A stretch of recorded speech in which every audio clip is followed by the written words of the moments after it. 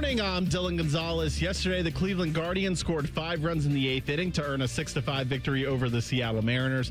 They'll start a series with the Texas Rangers tonight. First pitch is at 7 o'clock.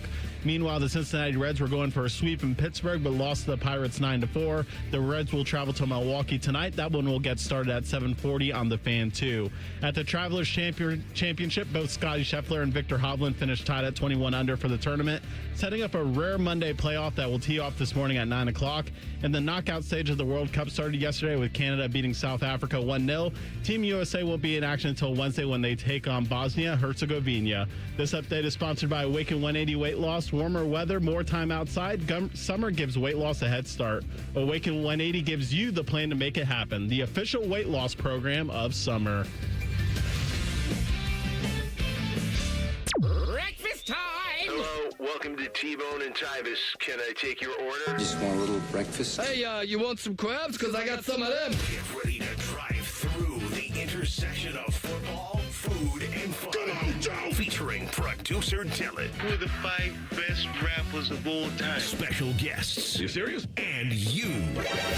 Wake up. For what? It's time for T-Bone and Tyvis. Welcome in. Happy Monday to you. Hope you had a good weekend. Hope you're ready for a hot week. Good morning, go to hell. We're going to be feeling like we're in hell this week. Tyvis, welcome in. Dylan, welcome back, by the way. Thank you. You feel refreshed? I do, actually. Dylan, do you hate your job? No. What is wrong with you? Well, because when I came back, I didn't feel refreshed. You didn't take a vacation. You took leave to go be with your wife and your children. Oh, my goodness. Because you had a baby. Yeah. That's totally different. So apparently you don't hate your job, but you hate your children. That's not even the same. No, it's the fact that you're dealing with an infant and that every waking moment you're taking care of an infant. Yeah. And you know that's what your leave was for 3 weeks. That's exhausting. So yesterday I had a moment. Where I know my son better than anybody else. How so? Because we got him a swing yesterday. Well, I've been ordered a swing. It just so happened now to finally deliver. But anyways, so I put the swing together. My wife was like, I don't know, Tyvis, all our other 2 girls, they didn't like the swing when they was kids. So we kind of like wasted the swing. I was like, no, let me put him on there. So I put him on the swing. At first, he was fussy. He didn't like it. But when you pick him up and hold him, he's calm. So I told her, I said, see, I got it. So my wife went to the store yesterday. So she left me. It was me and the kids. Yeah. Which we know how that could possibly go. Uh-huh. Yes, we do. When you got 2 of them that's mobile that want to be outside, and then I got to stay in with the baby. But that's neither here nor there. Yeah. So I said, I figured it out. I know what I'm going to do. I'm going to swaddle him and then put him on the swing. Sure. I swaddled him, put him on the swing. Kid went straight to sleep. Oh, yeah. He was in heaven. Cheat code. I told right my there. wife about it. She didn't believe me. So she put him back on the swing without being swaddled. He was fussy. I said, give him to me. Let me show you. Let me show you this. So I understand it now, is what you said. Him, put him on the swing. Guess what happened? He went to sleep. She looked at me and she said, I'll be dang. I said, I'm trying to tell you. I got the cheat code. So I'm the boy dad here. Come on now. I gotta, Baby whisperer. Yeah, that's right. I did the swing with my daughter. That saved me like a year and a half of my life where I was able to nap. Dude, if it wasn't for that, those I don't do it for are nap no. Well, we got it. I told you, sleep when the baby sleeps, even when they're 7 years old. Go ahead, sleep when they sleep. Get on their sleep schedule. Yeah, that's an entire cheat code right there. The stuff they have now for babies, like, but the swing one, we had one of those too, the automated ones, and it just. Like the knowledge that like once they get in that thing, if I always thought it was like if nothing else, they're like, I don't know what's happening, but the world is moving. I'm just gonna like be overwhelmed and pass out. Like that, I was like, that's fine. That I wish I had one of those. I wish they had grown-up ones. Can you imagine? It's called a hammock. No, it's not like that. No, I'm saying you went over to your buddy's house and he's like, oh, yeah, you got to see what I bought. This cool thing I found at Costco. You would get into... You see it's like a 15-foot tall apparatus with a giant like 8-foot dish hanging off of it with a big padded thing. And go to sleep? Oh, yeah, buckle me in. And then just have it, just like snap me into it, and then have a TV that I can look at that follows as we like swing me back and forth. Oh, I'd be in heaven. I'd never get out of that thing. Are you kidding me? I'm big now. You want to take naps or something? Yeah. Well, I could just, it'd be relaxing. It's just, the world is stressful, Tyvis. Well, see, here's the thing, T-Bone. I don't really lay down. I don't, that's fine. See, you teaching your body bad habits. What you're teaching everyone is that everyone has to be just like you. That's not what I'm saying. Well, you don't have to nap. I'm not going to come over and hold you with a gun and be like, get down there, lay down. Like, I'm just saying, I like to occasionally relax. I don't like to sit in chairs that's too comfortable, and I don't like to lay down. You need to talk. You need to talk to a therapist. No, you serious? That's a whole ass problem right there. I don't like it when it's the right temperature in my house. I want to be sweating because I want to know this conversation with one of my friends. I was like, you got to sit in one of these office chairs like this. Right? Because if you don't, like if you sit in one of them plush chairs, you get comfortable, you're going to go to sleep. What's wrong with that?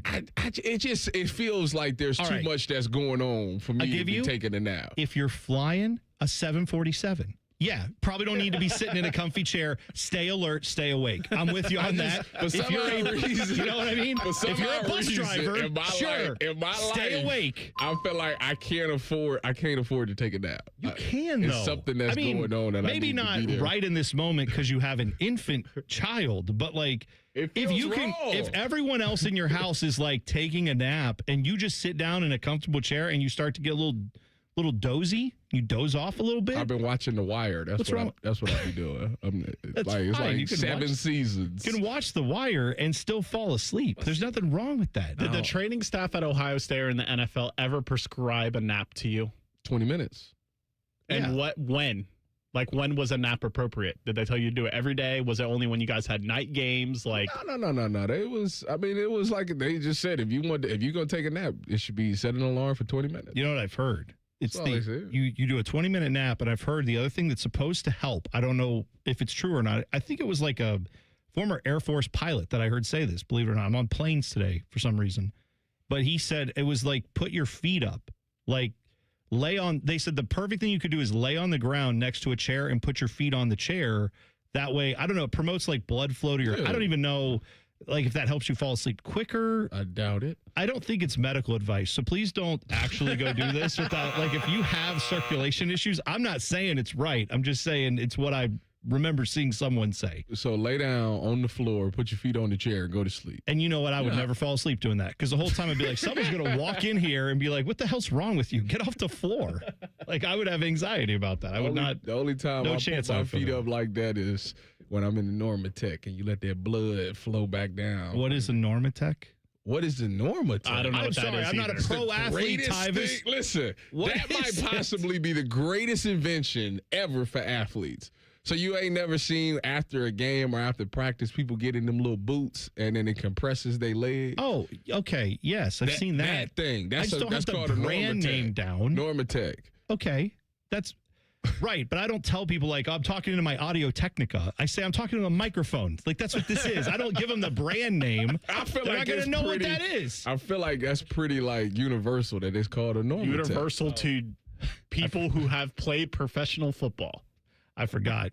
You know what? The brand name of these microphones, I was going to give it out. The brand name, it's a legit microphone company. I want to be clear. Yeah, how you say it? Because I'm looking at it. It's spelled Heil. Which says? I mean, I think you spell it. Hopefully it's heel. Because if it's when did they make these microphones? I need back in the 1940s in Germany. No. These had to be recently made. We can cancel our microphones here.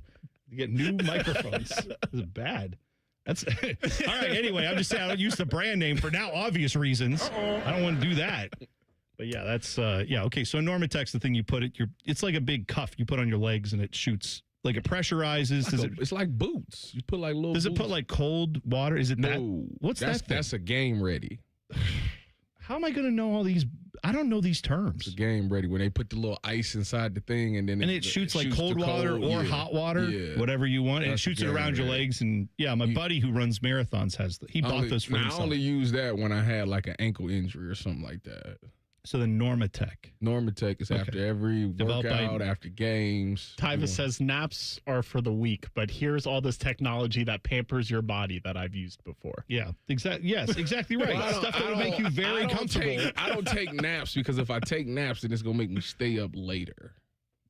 Okay, That's fair. That's I don't fine. Well, if I got to get But up this early, I don't Your wanna, initial premise was not, I don't want to stay up later because I need to get up early. Your initial premise was, I can't sit in a comfortable chair because that's for the weak. That's not what I said. That's essentially what it was. I'm just saying, we were talking about taking time off from work, and you went into like, I sit on a cactus because I can't be comfortable. Meanwhile, Dylan and I are over here celebrating PTO. PTO. Yeah, we love PTO over here. Unlike you. I would actually recommend going to a therapist, but they do make you lay on a comfortable couch when you're there. Really? Yeah, they have these big. Well, if you guys, some of them I feel do. like they let you sit. I mean, in the one I went to, I could have laid on it, but I just sat on it. I sat there, but then now I do it remote, so I sit where I want to sit. See, Tyvis, how I sleep, which is stupid, and I don't recommend it, is like 5 hours overnight, 2 hours in the afternoon. Yeah, that's tougher. It sucks. It does suck. Because but like I 5 to 6 hours is what I'm usually getting these days. Like if I get 6, I feel great. Ideally, I'm waking up at 3:30, and for me to get a normal night's sleep, I got to go to bed at like 7 o'clock. I ain't doing that. Yeah, it's tough. It's tough, man. I'm not doing it. Yeah. Oh yeah. It's especially when my kid is like, your I'm not going to sleep. The sun's especially still now. out. Now where it's like that's 2 hours before the sun goes down. No thanks. Yeah, it's tough to do. All right, Blue Jackets, they had a fun weekend. What a draft night that was, huh? Talk about it next. T-Bone and Tyvis on the Fan. Fan traffic. From the Atlas Butler Plumbing Services Traffic Center. Hey there and good morning. Right now we are watching a crash on US 23 right at 752 down in Asheville. All lanes, both north and southbound, are shut down. You'll have to use 104 between 762 and the Circleville area to go north or south this morning.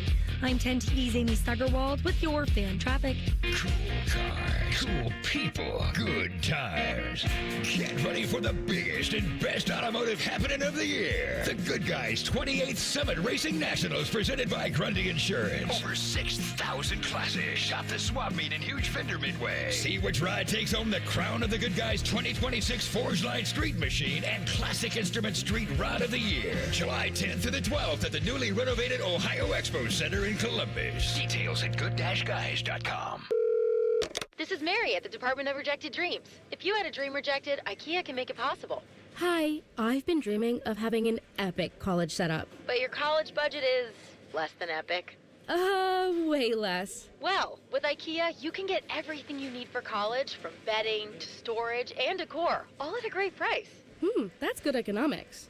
Sounds like someone just found their major. Visit IKEA in-store or at ikea.us to get ready for college. IKEA, dream the possibilities. I'm Yolanda Harris. I'm a journalist at 10 TV News. I don't just report about our community, I belong to it. And that's why we care so deeply about getting it right. And when local journalism is done right, it moves. It moves you to act, to verify, to volunteer. And yes, it moves your heart through the kind of human storytelling that stays with you wherever you are. And at 10 TV, we're here for all of it. These are the stories that move Central Ohio. This is Gordon Miller for Miller Lending, the original home of the no-cost mortgage. As a third-generation family-owned business, I learned early on the importance of relationships and always looking out for the best interest of the consumer. So back in 1987, I witnessed firsthand how closing costs worked and did not like what I saw. Averaging upwards of $15,000, the cost of refinancing was so high, it prevented borrowers from lowering their payment, while the cash to close on a purchase was doubled. That's insane. So 39 years ago, I developed a loan option without any cost at all. Instead of using your money, we used the lender's money. The result? A zero closing cost mortgage. Fast forward to today, and we've now saved consumers over $500 million in needless fees. So before you hand your money over to your lender, call Miller Lending and see why a no-cost loan is right for you. 877-9-NO-COST, or simply apply online at nocostmortgage.com. Miller Lending is an equal housing lender and MLS number 2502146. As a teacher or coach, do you ever feel overwhelmed supporting kids' mental health? Teachers need tons of help. I had never experienced players being so down that they can't even participate. It's so important that we are constantly educating ourselves. It's the same as the CPR class to me. We're trying to save a life here. The Kids Mental Health Foundation has free tools and information developed by experts. Scan the QR code or check out kidsmentalhealthfoundation.org to get started. Hi, I'm Josie. My daughter turns 5 today. Blow out the candles. I'm also an Ohio State Highway Patrol trooper. When you move over and slow down, you're not only giving me room to work, you're making sure I can get home to celebrate with my daughter. Roadside workers have lives and families, but when they're on the job, they put it all on the line to protect and serve us. Let's all give them room to work. When you see flashing lights, remember, they're not just roadside workers. Thank you for moving over and slowing down. The big one returns to Ohio. It's the Good Guys 28th Summit Racing Nationals presented by Grundy Insurance. See over 6,000 of the nation's baddest hot rods, muscle cars, and classic trucks on display. And don't miss Good Guys Autocross racing action, a tire-smoking burnout competition, a pro street takeover, an earth-shaking Nitro Thunderfest. Meet the top builders and so much more. Happening July 10th through the 12th at the Ohio Expo Center. Details at good-guys.com. The Fan has a secret radio station. It's called The Fan 2. You can listen to the Bob and Tom Show, Jim Rome, and Buckeye stuff. Why do they pay me big money to whisper? The Fan 2 is on the Fan's HD2 channel and streaming on the Fan app. You're welcome. Fan weather. From the Logan AC and Heat Services Weather Center. We'll see some patchy fog this morning. Otherwise, it turns mostly sunny as we head into the afternoon. Wake-up temperatures in the 70s and afternoon highs in the 90s. And then for tonight, partly cloudy with lows down into the 70s. Tuesday, heat alerts go into place with lots of sunshine and feels like soaring into the triple digits. So make sure you find ways to stay cool. For The Fan, I'm meteorologist Meredith Garfalo with the 10 Weather Impact Forecast. Bo Bishop is a media legend. We have no idea where the other guys came from. Bishop and Friends. Weekdays from 9 to noon. The Fan. Every time Tyvis laughs, take a drink. Just kidding. You'd be dead in 30 seconds. You're listening to T-Bone and Tyvis. All right, remind me today, Tyvis, at some point, a listener hit us up with what they ate this weekend. I have to share this with you. I do not want you to look at any of the tweets that you've received maybe in the last 48 hours. Don't look at the replies. Okay. Because it might be, I don't know if he copied you. He copied me on it. It was an ultimate pull the pin mode. You know what? 6:30. I'll give it to you. Okay? Is that much? He literally said, I pulled the pin. Is it Mario? No, it was, hang on. I forget the guy's name. I'll find it here in a second, though. But he literally sent us tweets and said, I pulled the pin. And I did this for my birthday. And he sent receipts. Braden is his name. When I tell you what Braden had, you're going to be floored. Okay? I'm just telling you right now, you're going to be floored. But we'll do that at 6:30. I can't eat like that. You don't even know what he did yet. I don't, but I promise you saying that, I Dylan, know he tore something up. I'm telling you, I know you like to eat. I like to eat. I looked at what this guy sent, and I said, whew. Like, that's it. It would be a challenge. You saying that? It would be a challenge for me. I'm impressed. I'm not saying this in a derogatory way. I'm saying this as this man may be my new hero. This is incredible. An accomplishment. What Braden did. So I'll tell you that at 6:30. But we got to get to Friday night. So they had the draft. What's his name? Who's Oscar Hemming? Oscar, my guy. I'm pretty sure. Yes, that's his name. Oscar Hemming. Which is who CBJ expert of the show. Well, Dylan Tyre literally came on and said, like, was like, who would you want them to get? He said right off the bat, Oscar Hemming from Boston College. And when I seen him pop up on the ticker, they drafted him. I said, that boy Dylan's pretty good. He did. Well, hey, pretty good. Good. I hope he's as good as advertised. Like, because they're gonna need a good as advertised. Because this is what kind of came right after that was Kevin Weeks on the broadcast saying, "Oh yeah, Kirill Marchenko is not going to re-sign with the Jackets." Oh, good. So that was so we had like, hey, it's draft night. Let's get excited about this. Maybe they're going to make the pick. Maybe they're going to trade it. Who knows? Future's bright for the Jackets. But you already had that dimmed by the Zach Werenski discussion, which both you and I, Tyvis, I think initially thought, okay, maybe there's something to that, maybe not. Now it becomes, apparently there is something to it. So that was a little bit alarming last week. Don Waddell talked about it, and then thought maybe on the draft night, maybe we'll get some positive news. Maybe they'll make a trade. Maybe something will happen. Nope. Instead, now you have to also find a replacement for Kirill Marchenko. Well, they drafted one. Well, and what's his name? Oscar Pistorius? Right wing? Oscar the Grouch. Not my guy. Not Oscar Pistorius, not my guy. I want to be very clear. Now, not a fan of his. When he come in here and take over, you're going to be like, you're going to remember his name. Hey, good. I'm still waiting for Caden Lindstrom to do that and for Jackson Smith. Like, this is good. I hope they eventually. Went to college. Yes, I know. He's coming out of college. Okay, good. I hope then that means we actually get him to be here soon and he helps. I mean, if Kirill Marchenko is they decide to move on and trade him and grant him his wish. So this is where the Jackets sit this morning, right? This is the crossroads they face. And I think this is a choice that we can even throw this on the fan poll today, Dylan.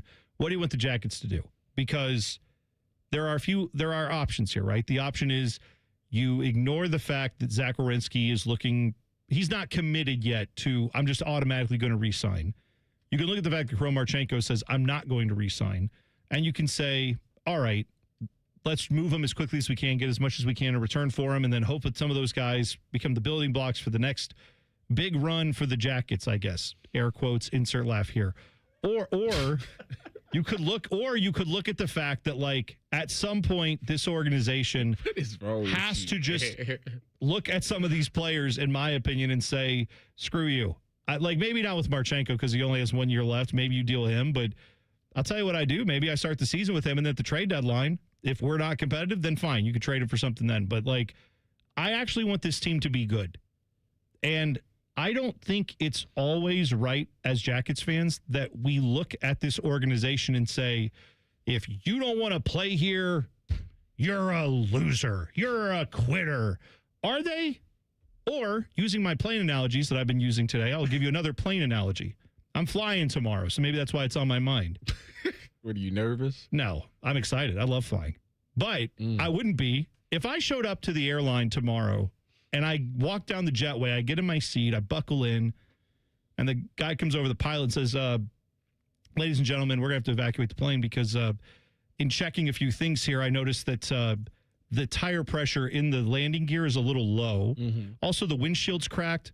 Also, the tail wing has fallen off, and we don't have a left rudder. I would have told them, why did y'all ever even board us? Exactly right.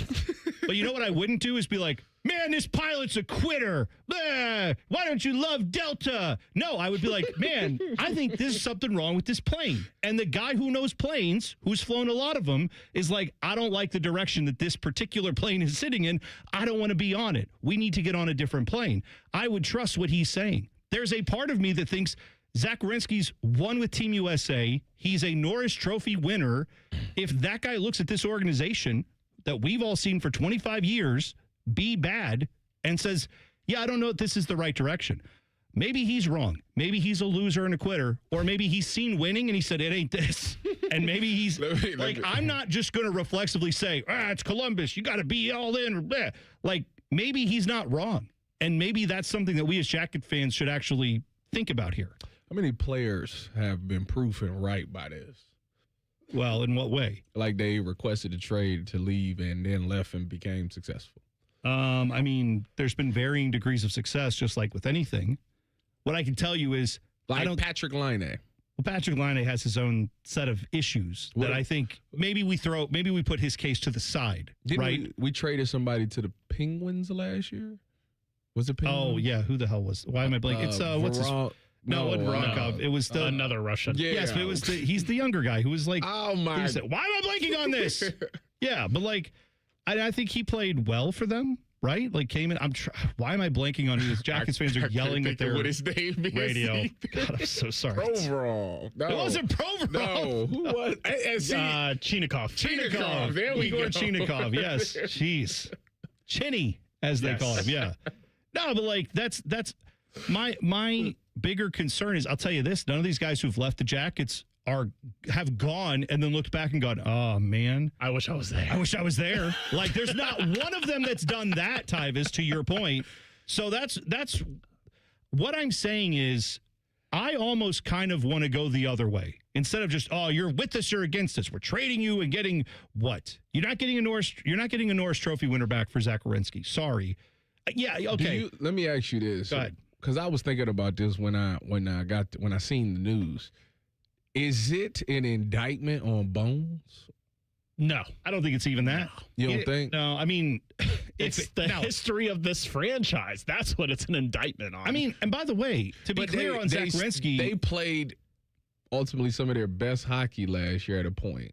Yeah. Where they could compete with anybody in the league.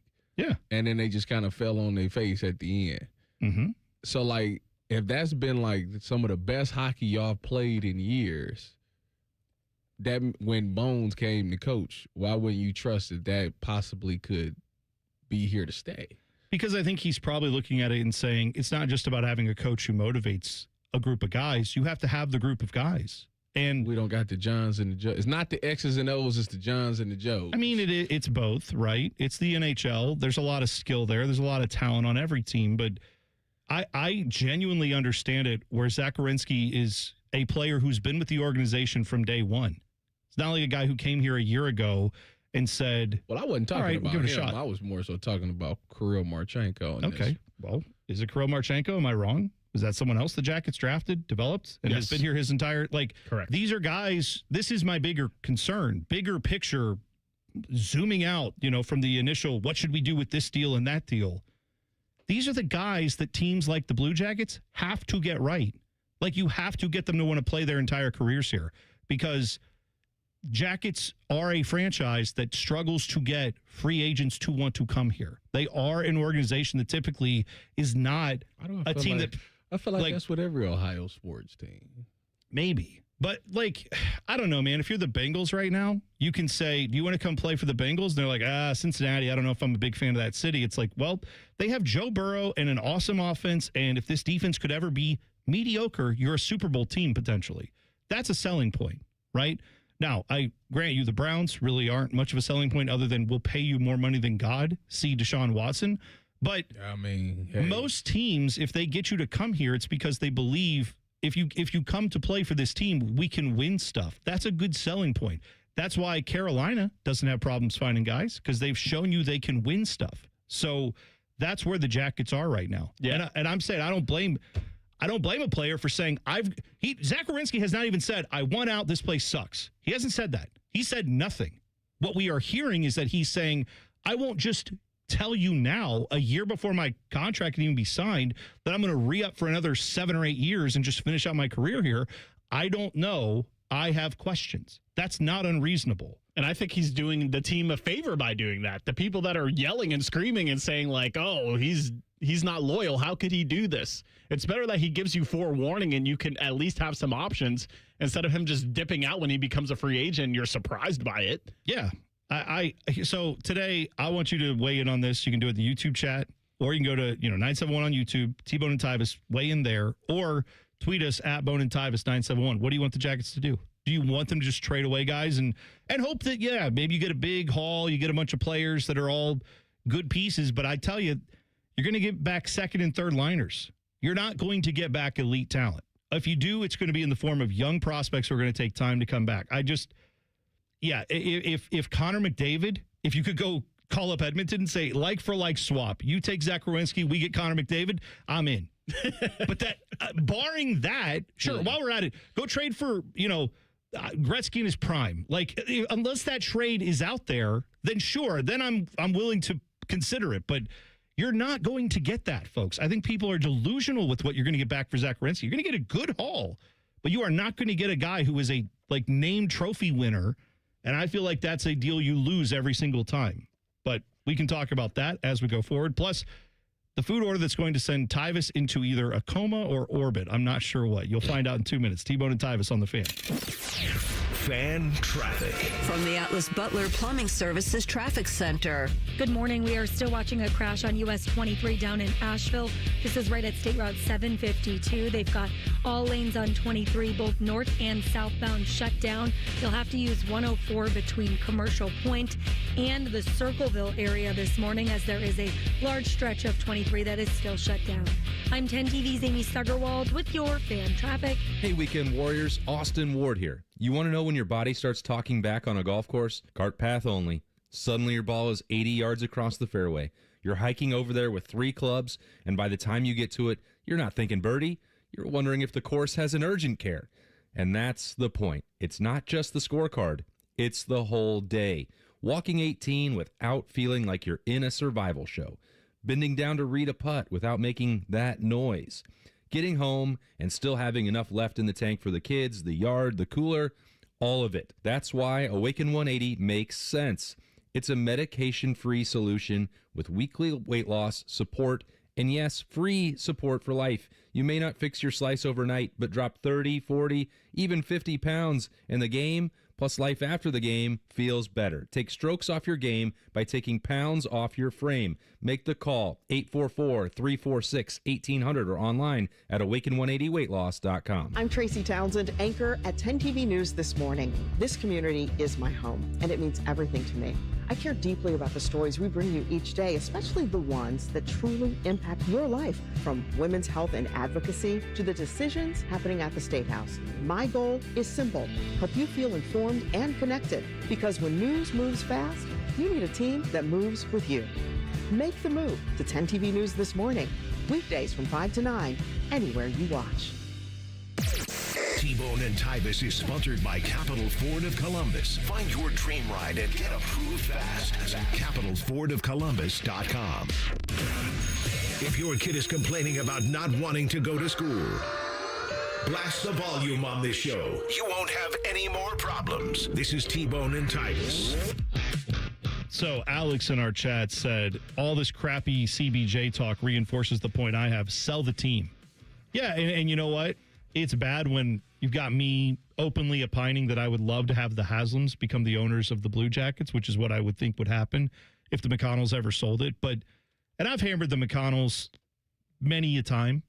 You know, obviously I've hammered the whatever son is in charge now. I don't even know. How about this? If the guy who owns the Blue Jackets now, whichever McConnell son it is, was standing behind you in line at a grocery store, would you eat? None of us would. 90% of people in Columbus would be like, I don't even know who that guy is. Like, you wouldn't. 99% of people wouldn't recognize him. Isn't that what you want? In some ways, but I'm like, what I'm saying is they are largely invisible when it comes to accountability and like owning the fact that this team has been awful for the entirety of their ownership, basically. Which the first 10 years I'll even give them a pass on, but at some point they've got to get better than this. But it's not about the McConnells. It's not about if some other entity came in and owned it. Zach Werenski is going to get paid whatever he wants by the Blue Jackets. Do we doubt that? Like if he said, I want to re-sign tomorrow or, July 1st next year, whenever he can re-sign his contract, they would have the biggest contract they could possibly have for him. It's not about that. It's about somebody. He's made plenty of money already. It's about wanting to win.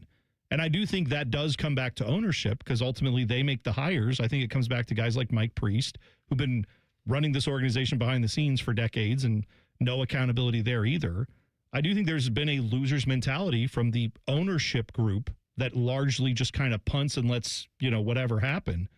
But regardless, like, this Jackets franchise can do better. They have to do better. And when you're losing guys who are at least openly questioning whether or not they want to be here, that you drafted, developed, and who have seen the whole thing start to finish, that's not, I don't know where you're going to get talent, is what I'm saying. Go out and get prospects in a trade? What's going to happen when you draft? If you draft those guys perfectly, you develop them, they all become all-stars and possible trophy winners. What are they going to do? Say, I want to be here? Just like all these other guys? Are they going to say, I want to go? It depends on if y'all winning or not. The track record is not good. Well, right, and you have to win. I can understand that, but if you winning... You see, that's the key to everything. And I know that's a real basic take, but that's what's going to solve all. If they're solidified in a playoff spot by the trade deadline, maybe these guys want to stay. Yeah. Right. Maybe that changes everything. And I just refuse to panic now over it. Maybe with Kirill, because he has 1 year left versus Zach having 2 years left. You could get nothing for him. I understand that. I think if I was answering the fan poll right now, I would maybe say keep Zach, trade Kirill, just because if you think you're not going to get anything for him, you don't want to see the same thing happen with like Panarin and Bob.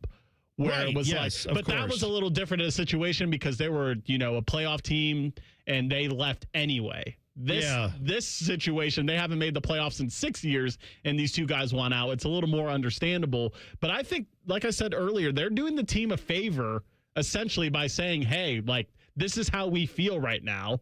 And don't be shocked if we don't resign. So see what you can get. And with Zach, it's like, okay, you might get a better haul because he has 2 years left versus 1 year left. But if they just win this year, all this stuff doesn't matter. The deadline is going to be important. Yeah, they got to be. They have to be in a playoff spot, and not barely in a playoff spot. No. Like first or second in the Metro at the deadline, and then you say, okay, let's just roll the dice and see what happens with Kirill Marchenko. Well, what they got going for them is if you're a player, right, and you've been in this one organization your entire career. Like, you don't necessarily – it's not easy to just walk away, especially if things is on the up and up. It's hard to walk away. So, to me, if I'm the Blue Jackets, that's what I'm banking on is that we get everything going because they'll come out and say, you know what, I want to leave. I want you to find me the best deal. Like, even when it comes to signing, I'd rather go somewhere else. And then your agent goes out. I told you I seen this happen. You had your agent go out, get the deal, and then they come back and say, "Well, go ask the Jackets one more time. Can they can they match this offer a little bit better?" I just don't want to be the team that's like, "Oh, good guys, 2 or 3 years from now, though, this return we're getting for Zach Werenski to really miss me with that." Because how many times have we heard that and then it doesn't pan out? So no, go build a winner. And if that means keeping some guys right now who seem like they might want out, fine. I want to see this team actually win something this year.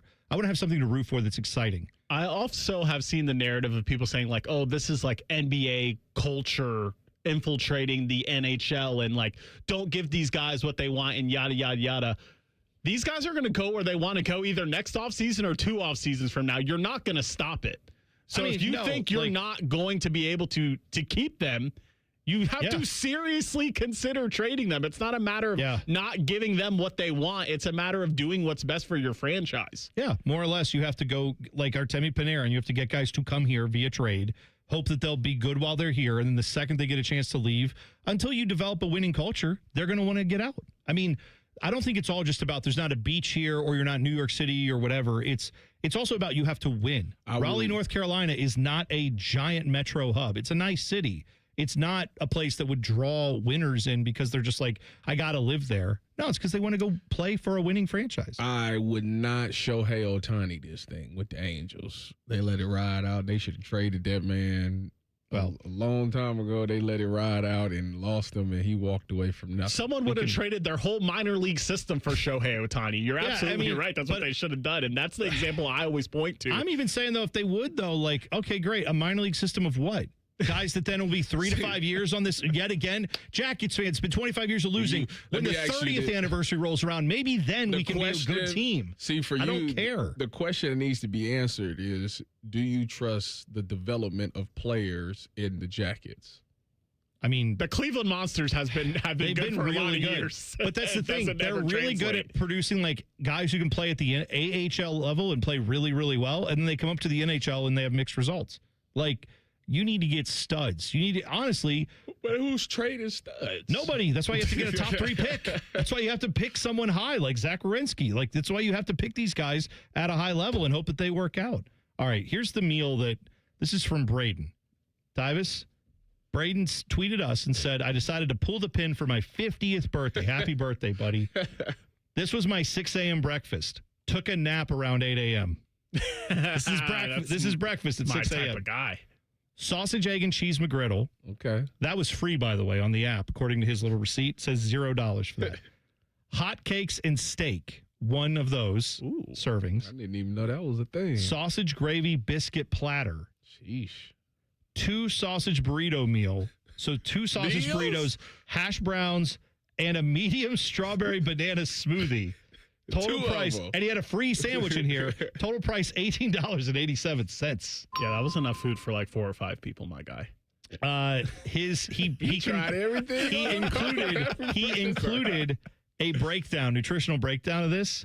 The breakfast alone, 5,216 calories. There's no way he ate all this. 161 grams of protein. You said 5,000 calories. He didn't eat all that. 161 grams of protein, 557 grams of carbs, 19 grams of fiber. Hey, staying regular. That's good. No way him himself Total ate fat, all 252 grams of fat, milligrams of sodium, 13,285.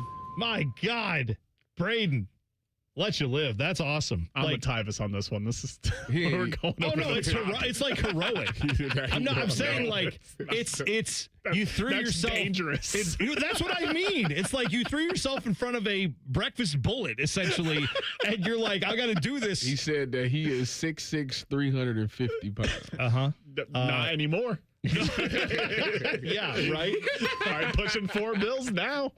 By the way, for lunch, he had a double beef and cheddar, a crispy chicken sandwich, and crinkle fries from Arby's because he realized he had like a free coupon at Arby's. So he also had like a pretty good sized meal for lunch. I don't know what his dinner was, but nothing. Happy birthday, Braden. I hope the medical coma. Yeah, I hope you enjoyed the trip to the ER. That's it. Buckeyes got a big commitment over the weekend. We'll give you details next. T-Bone and Tyvis on the Fan. Fan traffic.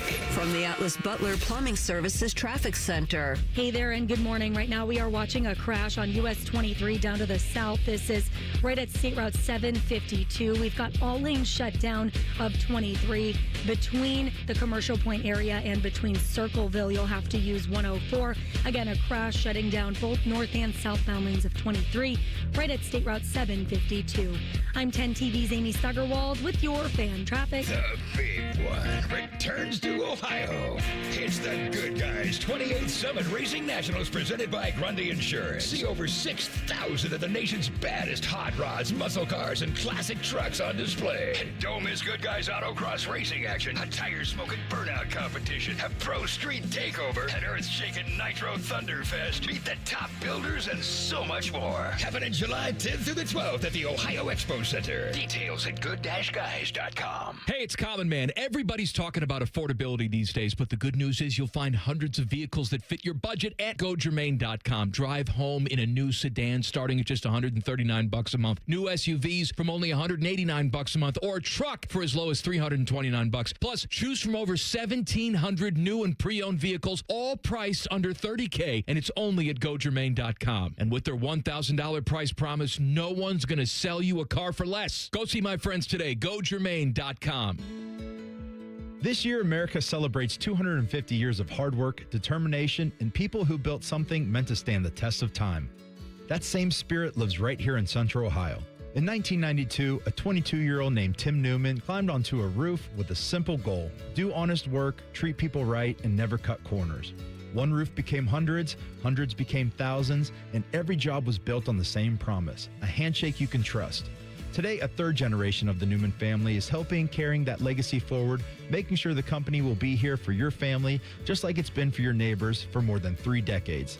When it's time for a new roof, siding, or gutters, choose the company that's built its reputation the same way America was built, through hard work, integrity, and pride. Family owned, locally based, American proud. Newman Roofing. Call Newman Roofing today at 614-NEW-ROOF or visit online at newmanroofing.com. Don't just get a new roof, get a Newman roof. Getting a speeding ticket can ruin your day. But what about that cyclist or the pedestrian crossing the street? If you hit them while speeding, you'll do more than just ruin their days. That's why tickets are more than just a fine. They're a second chance. A reminder of what's on the line when you're behind the wheel. You won't get a do-over every time. So take this as your sign to follow the speed limit every drive. Speeding slows you down.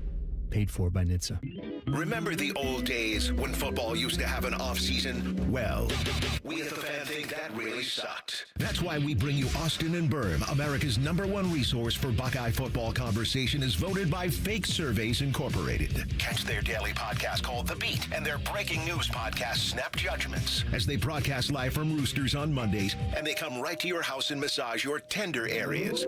They'll do it all. Austin and Berm on the Fan's YouTube channel and 10 TV Plus. Great Lakes Hyundai, the savings are so good. Get 0 0% financing for 60 months on new 2026 Tucsons. Only at Great Lakes, Columbus, or Dublin, or glakeshyundai.com. With approved A1 credit. For 30K finance only. Plus qualified trade. N76. I'm Jeff Hogan. I've been a journalist at 10 TV for more than 20 years. I don't just report about our community. I belong to it. And that's why we care so deeply about getting it right. And when local journalism is done right, it moves. It moves you to act, to speak up, or lend a hand. And yes, it moves your heart through the kind of human storytelling that stays with you wherever you are. And at 10 TV, we're here for all of it. These are the stories that move Central Ohio. At Bank of America, we support businesses at every step, providing insights and expertise to help you gain an edge. What would you like the power to do? Explore winning business solutions at BofA.com/gamechangers, official bank of the FIFA World Cup 2026. Common Man has hosted shows with radio royalty, Spielman, Tor, T-Bone, just to name a few. So listen to his new show with Timmy Hall. If man can pull this one off, he's a miracle worker. Common Man and Timmy. Weekdays at 3. The Fan. The Fan Guest Hotline is sponsored by Accurate Heating and Cooling and Bryant, doing whatever it takes to keep you and your home comfortable. The Fan. One of these men is bald and fat. The other is T-Bone. You're listening to T-Bone and Tyvis. Shout out to Braden, who we just talked about, his food order. He tweeted it to us at manandbone971. He's in the YouTube chat now, and Braden says, in all fairness, I am the result of putting Bone and Tyvis in the fly transporter machine. I am 6'6" and 350-pound ginger. Let him live. That's a unit right there. Yeah. So he was the one who had, what was it? We said 5,000 calorie breakfast for his 50th birthday. I'm trying to figure out how it's our fault. No. He didn't say it's our fault. He's saying that if you took The Fly was a movie where Jeff Goldblum goes into a machine with a fly and he turns into it bonds the human and the fly. So he's like a human-sized fly.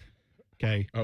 If he's saying if you and I got into that machine, that would give you the weight that I have and me the height that you have. We would combine into one person. He's saying that's what he is. He's 6'3". So he's tall like you, but he's fat like me, or bigger. I don't want to put fat on him. I'm fat. I'm not going to say that about someone else. But I think if he ate all of that in one sitting. I think if the three of us on Tyvis's cheat day on Wednesday try to eat the meal together as a show, we would struggle to finish it. You're right. T-Bone selfishly won't be here. I won't be here. That's right. Yeah, I'm doing I got picked to go to a conference with Fish. Going to New York. It's really, the conference will be whatever. It's Barrett Sports Media. You know, the people that rank all the sports radio shows. We're going to there. We're going to their conference. Hello. I got to go grease some palms, drop off some cash so we can get higher than 8th next year. Greg McElroy and challenge him to a fist fight. No, I'm going to see Greg McElroy and challenge him to prove that the moon landing was false. Because that's what he thinks. I gotta say something, T-Bone. Yeah. This has nothing to do with what we about to talk about. Good. But I have to talk about this. Go ahead. I said it to Dylan earlier when I seen it, and I have to bring some attention to it for you. We got to stop. Not you and I. No. But people got to stop just saying anything. It's getting ridiculous. I agree about exactly that. It we really can keep saying whatever we want. They should all shut up. You're exactly right. It's getting ridiculous. I like that. So Emmanuel Acho. Oh, God. Okay.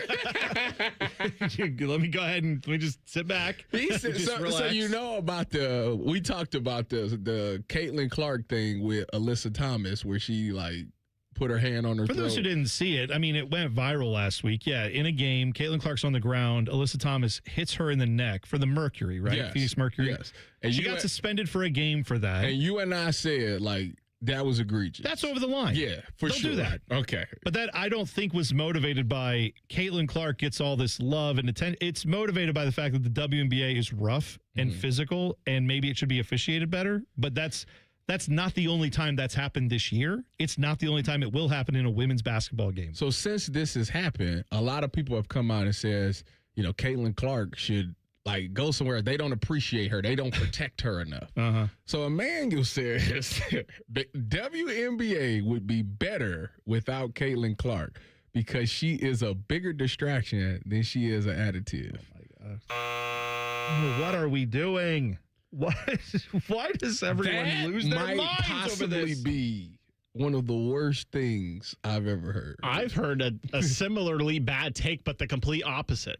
Caitlin Clark should go start her own league Oh, God. She doesn't need the WNBA. The WNBA needs her. What are we talking? She should go do like women's Harlem Globetrotters or Savannah Bananas. That's what she should be doing. That's a take I've heard. To say that the WNBA would be better without Caitlin Clark is. I've never. That's all right. Let me just. At the risk of just letting my brain fall completely out of my skull, I will say on a very, very, very, very small, microscopically small level, do I slightly understand what he's trying to get at, which is the amount of negative attention that comes from goobers who never watch the WNBA, who then every time Caitlin Clark gets fouled at all, they don't take it as, wow, this is a physical league, or, I need to watch more games. I didn't know this league was like that. They go immediately to some political, misogynistic, whatever take that they have fired off, ready to go, and they just use the WNBA for that. I get that on a very, very small level. However, the fact that Caitlin Clark brings so much attention to your game, negative, positive, whatever, is ultimately a good thing. It gets people watching, and I do hope that more people, as they watch it, will maybe watch other games to see that this is not the only thing that happens in the WNBA. Was it Marina Mabry that went for 53 points the other night? Yeah. Tied the record in the WNBA. Yeah. They've got certified ballers playing in the WNBA. There's really good basketball going on. I watched 2 games yesterday. I watched Dallas and the Link play. Yeah. And then I watched what was the game before that I watched? Shoot. The Dallas Lynx game, was that the one that was I watched the Valkyrie versus Liberty. Okay. I didn't know Valkyries was this good. Are they good? They like set third Valkyries in are the standings. They're the Golden State team, right? Yeah, okay. Because Valkyries. Are they the newest one? No, they're not the newest. They are an expansion team. I think this is their second year in the league. Is her name Marina Mabry? Is that right? Yeah. Yeah, she plays for Toronto, which they're an expansion team this year, I want to say, right? They lost to the I think they lost to the Mystics. All I'm saying is, with all this conversation around Caitlin Clark, there are things that need to be changed about the way fouls are called in the WNBA, not because of Caitlin Clark, because of that game it is officiated in a way that sometimes does not make sense to me, but also watch any sporting event and tell me that the officiating is perfect. It's definitely not. So turning this into something other than some of the WNBA refs need to have their head examined. Yeah, of course they do. So do NBA refs, so do Major League Baseball umpires, NFL, etc. They all do. And then Sophie Cunningham gave us another great meme. The meme of her, the pointing thing. I've seen it everywhere. Yes, the application of that. The best one I saw was my wife when she tells me to look for something in the fridge and I don't see it, and then she immediately finds it. She's pointing at it. Yeah, 100% right.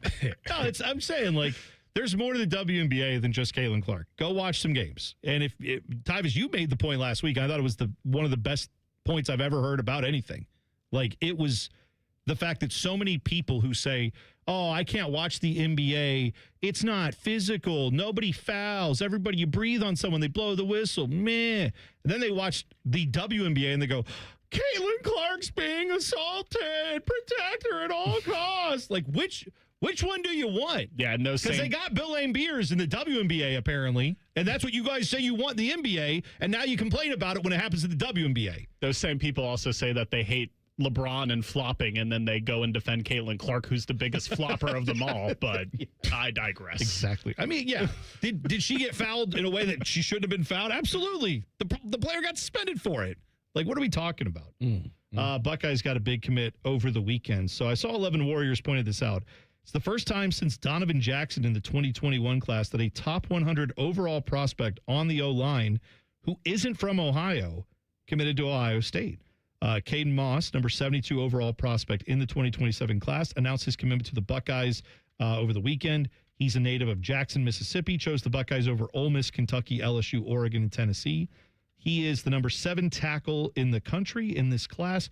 4-star guy, 6'5", 320, like I said, big dude. So, 6 offensive linemen in the class. He kind of wraps up the class there. They got a bunch of other guys, but he is, like they said, first time since 2021, a top 100 player who's on the offensive line who's not from Ohio committed to the Buckeyes. So that seems good. They have been really hammering the trenches. I think that, when it comes to the skill position, I think that they really trust the guys that they got outside. Them trying to get the top running back, one of the top running backs, is different because I haven't seen that in quite some time. Everybody, I guess when you're in high school and you play running back, you think they going to throw the ball a lot there. But they seem like they really are trying to go back to trying to run the ball a lot, because if you look at just a lot of their recruiting, it's been a lot of offensive linemen, interior offensive linemen, and then they're really trying to get after the running backs. Now, the wide receivers is going to come because of the history of this place, but they trying to get more to a balanced approach, and I'm here for it. I like the fact that they want to run the ball and get physical in the trenches and stuff like that again. So when I seen them get this recruit, I was like, that's what I'm talking about. Right. Yes. It's been a minute since I feel like we got like a top tackle. What was Paris Johnson the last good tackle we had? Probably right. Out of high school, maybe? Yeah. And I think this is obviously the Arthur Smith effect, and this is what you'll see as long as he's here, because if you look at his track record, that's what he's trying to do. Oh, yeah. He's trying to establish the run. I would expect, also not opposed to tight ends. Last year we had a lot of tight ends, but we'll see what the offense looks like when he gets them out on the field. I saw somebody posted this on Saturday, 10 Saturdays away from Ohio State football. That's it. It's getting closer. It is getting closer. A reporter got into a lot of trouble for saying something fairly obvious. You will hear what she said. It got her in trouble. Next, T-Bone and Tyvis on the Fan. Fan traffic. From the Atlas Butler Plumbing Services Traffic Center. Good morning. We are still watching a crash off of 23 down to the south.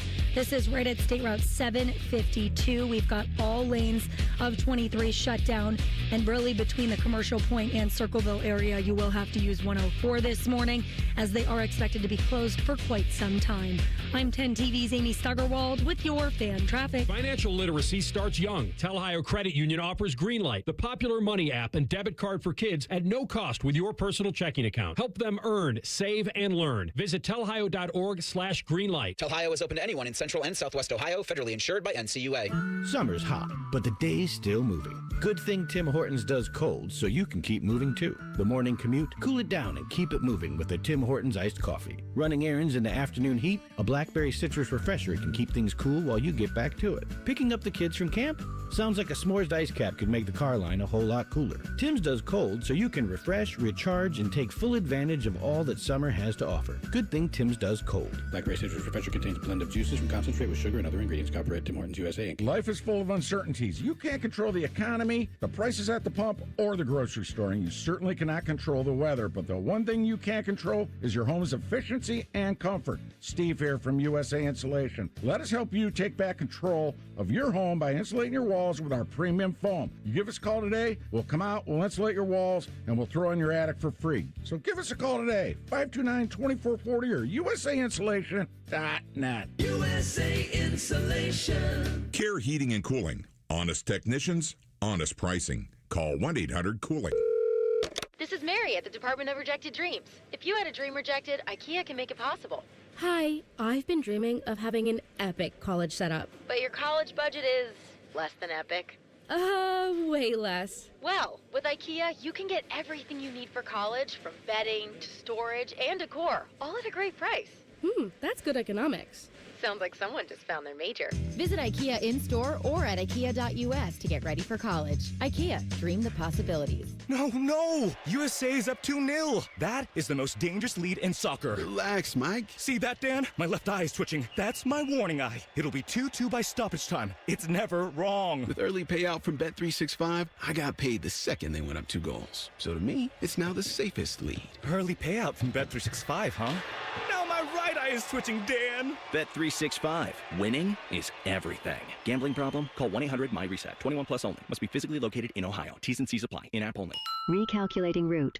Estimated arrival time. Never. For people with nasal congestion, snoring, or sleep apnea, finding a solution feels like a never-ending road trip. First stop, my primary doctor. Then the pharmacy. Then a sleep specialist. Then an ENT. What if there was just one destination for all your problems?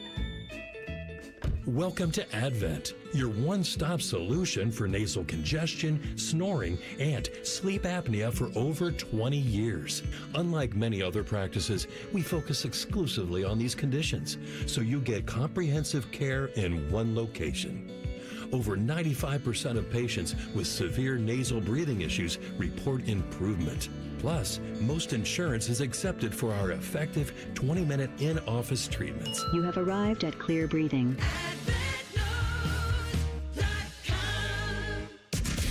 Common Man and Timmy. Voted America's dumbest show by Marconi voters. Common Man is a Columbus radio legend. And by legend, I mean it's a miracle he hasn't been fired yet. And Timmy is, well, Timmy will complain about anything and everything. And he kind of looks like a woman. Giggity, giggity, giggity. So there's that. Common Man and Timmy. Sponsored by Hinderer Motor Company. Weekday afternoons from 3 to 6 on The Fan. Hey, it's Anthony here for the Good Feet store, and my journey continues. No more agony of defeat. Already this season, I've walked 18 holes twice and lived to tell the story. My personally fit arch supports go where I go. And in this case, right into my shoes, all of them. I just pop them in any pair and off I go. Just having that support and the stability has made a world of difference for me. A while back, I walked into the Good Feet store and walked out with an entirely new outlook. And I knew it right away. After taking the test walk around the store, I felt the difference. And not just that cushy feeling. I'm talking about real support, the kind that makes you feel aligned. For more than 30 years, the Good Feet store has helped thousands of people discover the comfort they've been dreaming of. I experience it daily. I really feel my personally fit arch supports guide my feet into their ideal position. You can make an appointment online or just stop into the Good Feet store in Grove City or on Polaris Parkway in Westerville. Get started at goodfeet.com. Broadcasting live from the McDaniel GM Superstore Studios. Driving excellence since 1916. Chevrolet. Together, let's drive. WBNS HD1 Columbus. Good morning, I'm Dylan Gonzalez. Yesterday, the Cleveland Guardians scored 5 runs in the 8th inning to earn a 6-5 victory over the Seattle Mariners. They'll start a series with the Texas Rangers tonight. First pitch is at 7 o'clock. Meanwhile, the Cincinnati Reds were going for a sweep in Pittsburgh, but lost to the Pirates 9-4. The Reds will travel to Milwaukee tonight. That one will get started at 7:40 on the Fan 2. At the Travelers Championship, both Scotty Scheffler and Victor Hovland finished tied at 21 under for the tournament, setting up a rare Monday playoff that will tee off this morning at 9 o'clock. And the knockout stage of the World Cup got started yesterday with Canada beating South Africa 1-0. Team USA won't be in action until Wednesday when they take on Bosnia-Herzegovina. This update is sponsored by TurboTrack Realty. Done with that property? Call John Kosek at TurboTrack Realty for a cash offer today at 614-470-2000. Breaking sports news when it happens right here on The Fan, Ohio's sports destination. Just a reminder, Tyvis thinks all pizza tastes the same. Also a reminder, Tyvis was born without taste buds. You're listening to Bone and Tyvis. All right, I just thought about this again. We just had fish in here, and he brought up that meal. What did you tell me that meal? Because I'm trying to compare it to the 5 for $5 from Arby's. What did you say this man had? Our listener, Braden, who got in the YouTube chat today and said, by the way, he's 6'6", 350. Let him live. He's a big guy. But he said for his 50th birthday, he decided to pull the pin. And he said this was his 6 a.m. breakfast, okay? 6 a.m. breakfast. This is from McDonald's. Sausage, egg, and cheese McGriddle. Hot cakes and steak. Okay. Sausage gravy biscuit platter. 2 sausage burrito meals. So 2 sausage burritos. But the hash browns. The sausage burrito is little, though. Okay, but then he didn't get like a Diet Coke with it. He got a medium strawberry banana smoothie. So it's a thick boy smoothie to go with all that other food he already ate. Total calorie consumption for this, he said, was over 5,000 calories for this meal. And I said, what about Arby's 5 for $5? Not even in the same ballpark. No. And I want to reiterate, 2 sausage burrito meals means 4 sausage burritos and 2 hash browns. No. Yes, He didn't. He said, no. It does say here, quantity 1, 2 sausage burrito meal. So he got the two a meal with two sausage burritos. Yeah, so it's just a sausage burrito meal. Gotcha. So, but still, but it was small, though. A McGriddle, hotcakes and steak, sausage gravy biscuit platter, which I think we're just glossing over that What one. is the platter? Okay. Well, I don't know what comes on the platter, but I know if you get biscuits and gravy, that alone is like 1,000 calories. Those that gets after you quick with the sausage gravy. The platter. The funny part is hearing you say this. I'm saying, as much as I love to pull the pin, but that one's tough for me. I don't know if I can finish that. Doesn't the platter add like scrambled eggs and I think so. Man, with the sausage, it might just be maybe that. a hash brown. I don't know. I don't know. Wait a minute, you quit? You would quit? I'm not quitting. I'm saying I couldn't. I would give this my all, but I don't think I would be able to finish. It would be tough. It would be tough, man. And you said to me, Arby's 5 for 5. Dude, the Arby's 5 for 5, those sandwiches, I looked it up. An Arby's roast beef, no joke, the regular is like 350 calories for one Arby's roast beef. Tebow throwing in the towel. I never thought I'd hear today. 5 of those is like 1,600 calories. This guy ate 5,000 calories I'm for trying breakfast. to find this platter. I need to know what come on this sausage and biscuits platter. Okay. He then also said that he later got a double beef and cheddar, a crispy chicken sandwich, and crinkle cut fries from Arby's, which who gets the crinkle cut Braden, fries? I love you, man. I respect your game, but the crinkle cut fries, that seems like, I mean, maybe at that point your judgment was clouded by your breakfast where you just weren't thinking right, but yeah, that was still, he said that meal alone, that also had, wait, what did that one have? Trying to get that over. He said that one has 5. There's no way that had 5,000 calories. No chance. That couldn't be. But still, he said he ate a pretty hefty meal. I think out of that entire meal, he said, I probably could eat one burrito, and what was the first thing? He got the McGriddle. I eat that. Done. That's all I need. That's it? That's it. That's it. How many things could you eat, though, if you're adding in a smoothie? That's my point. Because he also had a smoothie with this whole breakfast. I could still have them two things. The smoothie is such a... you put that in there, it totally changes it for me. By the way, when I went to Chicago last week, yeah, I have always crapped on the deep dish style, so I had a tavern style.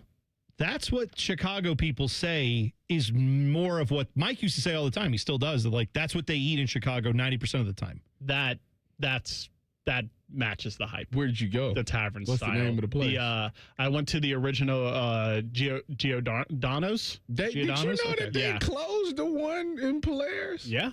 Because oh, really? My mother-in-law is really taking it hard. Oh, she's a big fan? Oh, yeah. She's very upset. Well, that's too bad. Well, if they would market their tavern-style pizza more, maybe they would still be in business. Yeah, because that's the thing. The deep dish soup, pasta, whatever. Well, she loved the deep dish soup pasta that you're talking about right now. High, though, I feel like that pizza is, I like cheesecake. But I'm not going and buying a whole cheesecake maybe more than once a year for some special occasion. And then that's kind of it. I feel like that's how one of those deep dish pizzas would be, where it's like, yeah, we'll get it once and it'll be fine, but we're not getting that week in, week out. There's no way. I'd much rather get the thin crust like you're talking about, Dylan. That seems more palatable. Oh, by the way, Dylan, I tried your tavern at the creek. Yeah. I called it a tie. With you and Josh, with Cheshire. Thank you. It's a tie. Did you tell Joshua that? Because he's probably upset. I'll tell him on Wednesday. And by the way, Joshua Perry and Tyvis hosting Wednesday and Thursday. I'll be out for a few days. I'll be here tomorrow and then gone after that. I'm taking blame for that one. Because like last week, I was like, we don't need a real one chair. We don't need it. It's fine. It's fine. We can handle it. You got a real one chair. You got Tyvis Powell. He's ready to go. He did last week for an hour. This has been on my mind for a week now. Oh, you'll be fine. It's all good. It's going to be great. It's going to be so off the rails that it's going to be fun. So this is a reporter named Abigail Velez from ABC 7 in Los Angeles, okay? Obviously, World Cup fever has hit the U.S. United States doing well in the World Cup. They're going to play Bosnia and Herzegovina on Wednesday. I think that game's at 8 p.m. So she was talking about previewing that game and covering it and all the different stuff because they've been covering, all the different events going on with the World Cup there in Los Angeles. They've had a World Cup game there with the U.S. in Los Angeles.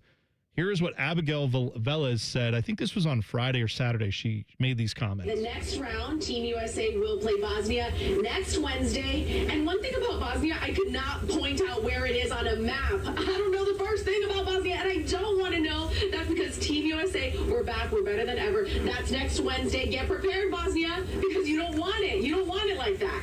But you're going to get it. That's next Wednesday. Okay. All right. So she said, I can't find Bosnia on a map. And what I always laugh at is when the news people try to get in on the like opinion side of sports or conversation, because news people don't have to give their opinions. They just read the news. And that's a very vital service. But when you step into the world of, I don't even know where Bosnia is on a map, now you're in my world now, Grandma. Like, that's hot take land. And that's what we do here. And I'm used to that. She apparently was not, because the entire internet exploded of people who are not from the U.S. basically saying, how do you not know where Bosnia is? This is typical American arrogance, all that stuff. I'll be fully honest with you, up until this past week, I didn't know where it was either. I'm not going to lie to you. I didn't know.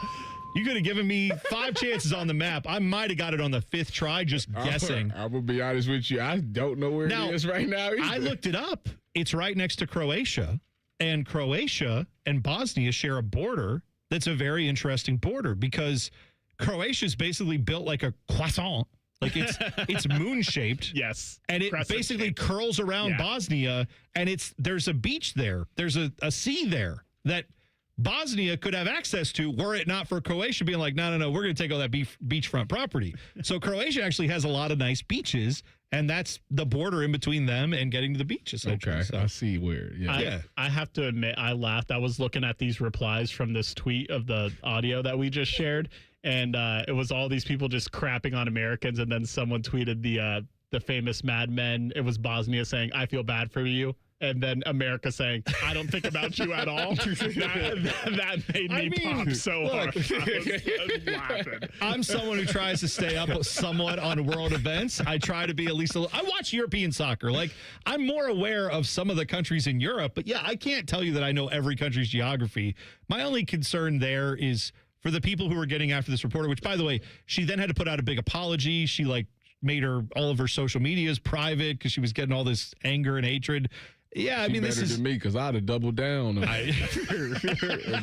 might as well, if you go jump in there, you might as well just embrace everything, double down on it. I get it. There are people who are of Bosnian heritage or who live here who are like, how do you not know where that country is? And I get that. Okay, I get that frustration.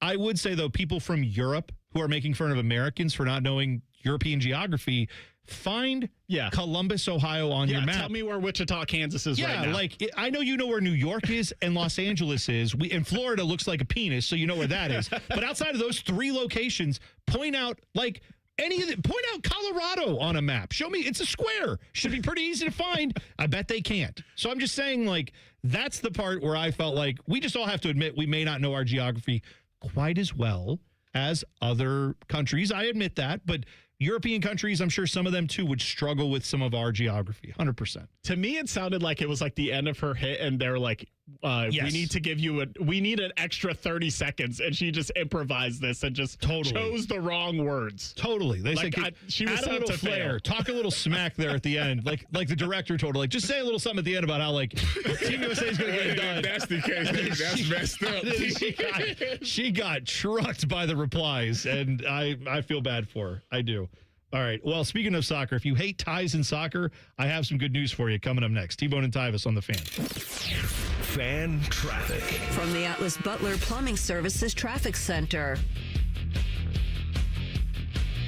Good morning. Right now, US 23 is still shut down right at State Route 752. This is down to our south, and they've got a large stretch of 23 shut down in both directions. Use 104 between Commercial Point and Circleville this morning.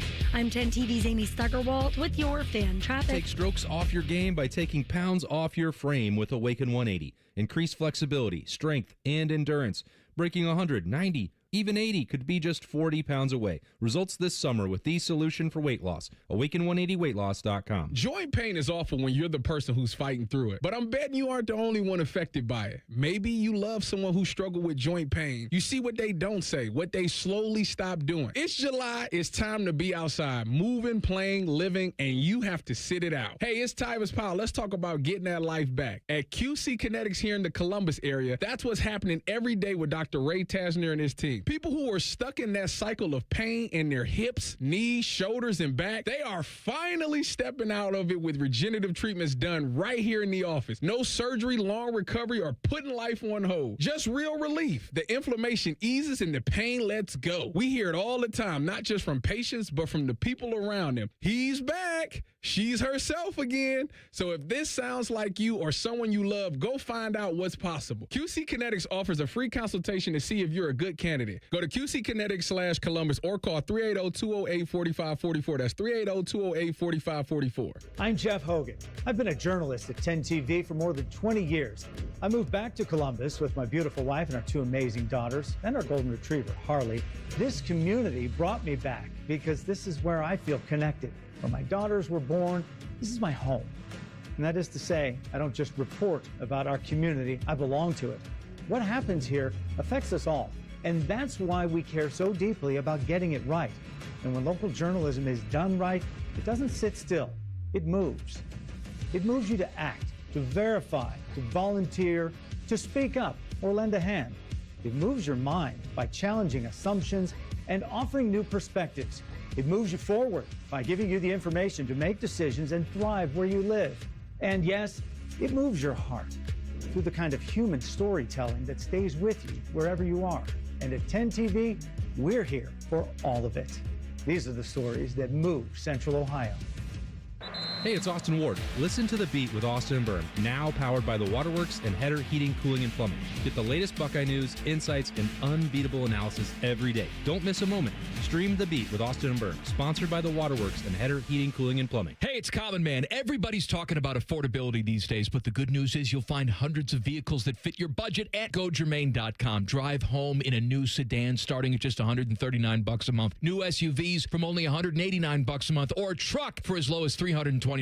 Plus, choose from over 1,700 new and pre-owned vehicles, all priced under $30K, and it's only at GoGermain.com. And with their $1,000 price promise, no one's going to sell you a car for less. Go see my friends today. GoGermain.com. The ONN Daily Podcast. Get a recap of all the day's news from across the state. ONN affiliate WBNS TV reports. Haley Kirby reporting in downtown Toledo. From the State House, Kevin Landers. ONN Canton. ONN affiliate WKYC TV in Cleveland explains. In Marietta, Brett Wharf, ONN News. Emma Henderson in Genoa. The ONN Daily Podcast. Listen at ONNradio.com or wherever you download your favorite podcasts from the Ohio News Network. Proper tree care is an investment that can lead to substantial returns and increased personal enjoyment. Hiring a certified arborist can help care for your trees and prevent storm damage. Inspections by Ohio ISA certified arborists can often find and mitigate tree defects before they fail. Only professionals with specialized knowledge and training are properly equipped to provide appropriate care. To find an arborist, visit trees4ohio.org. That's trees4ohio.org. Bishop and Friends. He's terrified of the water. Apparently, he snorkeled for the first time. An Italian guy snorkeling like that is not a good scene. I hope he had some sort of a vest on. Bishop and Friends, sponsored by Diamond Cellar. Weekdays from 9 to noon on The Fan. Fan weather. From the Logan AC and Heat Services Weather Center. We'll see some patchy fog this morning. Otherwise, it turns mostly sunny as we head into the afternoon. Wake up temperatures in the 70s and afternoon highs in the 90s. And then for tonight, partly cloudy with lows down into the 70s. Tuesday, heat alerts go into place with lots of sunshine and feels like soaring into the triple digits. So make sure you find ways to stay cool. For The Fan, I'm meteorologist Meredith Garfalo with the 10 Weather Impact Forecast. If you haven't thought about Buckeye football today, I'm sorry to tell you that you're dead. Our condolences. You're home of the Buckeyes, The Fan. Sometimes when Tyvis wears khaki pants, I can see the outline of his genitals. There's no joke there. It's just an observation. God, the more I resist, the more intriguing they become. I can't look away. You're listening to T-Bone and Tyvis. Fan poll today, brought to you by our friends at JT's Pizza Pub. The exact wording on it, I am pulling up right now, but it's essentially, here we go. What should the Blue Jackets do this offseason? Keep Werenski and Marchenko. Trade Werenski, trade Marchenko, trade both. You can vote now, 971 The Fan on Twitter /X or Facebook, Instagram, YouTube, everywhere else. It's all there. I am of the opinion, keep them both. Or you know what? I'm going to say trade Marchenko. Get rid of him. But I am at a point now where I want to see this team win, and I don't really care about the future. What future? What are we worried about? It's been 25 years of bad. So why am I worried about, 5 years from now, they might actually be good if we make the right move here? Who cares? It's going to be new GM, new coaches, new everybody else. They'll get possibly some pieces together. Those guys might be good. And right when they start to get good, they'll say, I want to go somewhere where I can win. And then we'll do this again 5 years later. Why? Like, just keep these guys and go try to win something now. At some point, it's got to turn, right? Been saying that for 25 years. Yes. That is, yes. At some point. Theoretically, it does have to at some point. Let me ask you this, because... But it doesn't turn by trading away the Norris Trophy winner. I'm sorry. It doesn't turn. With you, but it doesn't turn. Let me ask you this, because I'm only a new Jackets fan. I've only been paying attention for the last 2 seasons. Okay. That's before the last 2 seasons. So the 2 seasons that I know is that the Jackets become 1 to 2 points out of making the playoffs. Yep. They just fall short. Yep. Has it always been like that? Because I know they made the playoffs a couple of times in those 25-year span. No. Has it always been like they trip on their feet at the end? Or has it just been like they just didn't even have a shot?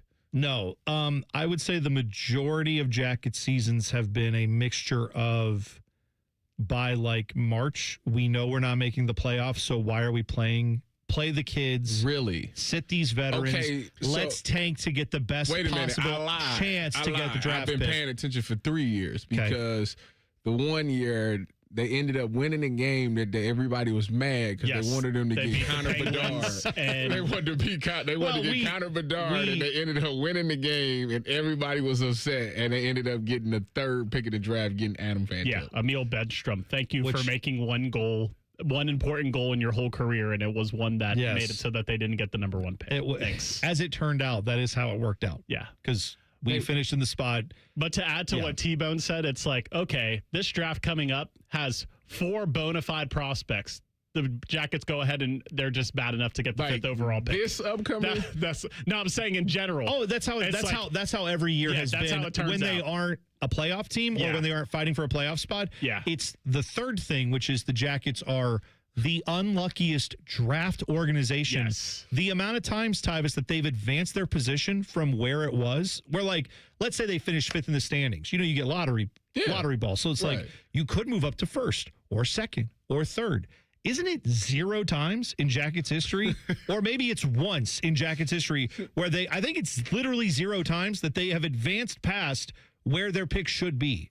0 times. The draft lottery has never benefited. If they're them. like when they finished 3rd, that time where they got 3rd, I think they were was it 2nd or 3rd that year. Whatever they were, like they didn't advance. It wasn't like they were 5th and they bumped up to 3rd. If this is the case, then they have no choice but they need to go to the Los Angeles Rams route. And if they go trade, they need to trade trading all that. Just trade for players now. I never want to have a draft pick again. Never going to get nobody in the top 10. No. Top of the draft. Here's what you have to do. You literally, if you're the Jackets, picks don't mean nothing. They shouldn't mean a thing to this organization. You have to start winning, and you have to have guys who say, I want to stay here and be here. And I know the instinct is, well, then you need to punt Zach Werenski into the sun, because apparently he's not committed. Zach Werenski has not said. Trade him for not a pick. He hasn't said. You can't give me not one draft pick that I take for him. Zach Werenski has not said he's not committed here. He was asked by the organization, do you want to be here long term? And he's basically saying, I'd like to find out what my options are, and I want to see if this team can win. I respect it. Yeah, like it reminds me of, you remember when LeBron would constantly sign 1-year deals to put pressure on the franchise to be like, okay, if you're not going to make the team good around me, then I'll just leave. That's essentially what Zach's doing. He's like, okay, I want to see if you're capable of building a winner without me. I don't blame him for being honest and saying, if it's more of the same, then I'm out of here. No, nobody would blame him for that. Well, and this is where I know there's some Jackets fans right now saying, you're not going to get picks. You're going to get players. It's Zach Werenski. I don't want the picks. No. But here's my concern. All the NHL knows you have to trade this guy now. Or they think, the Jackets have said they're taking trade calls. They're listening. They're actively seeking trade calls. And go figure, all the response over the weekend was, now there's anonymous reports, from GMs or whatever around the league saying, Jackets don't seem to be serious about this because They're not even listening when we call them. They're immediately shooting us down. It's like, yeah, because they're not going to take your second and third line guys for Zach Werenski.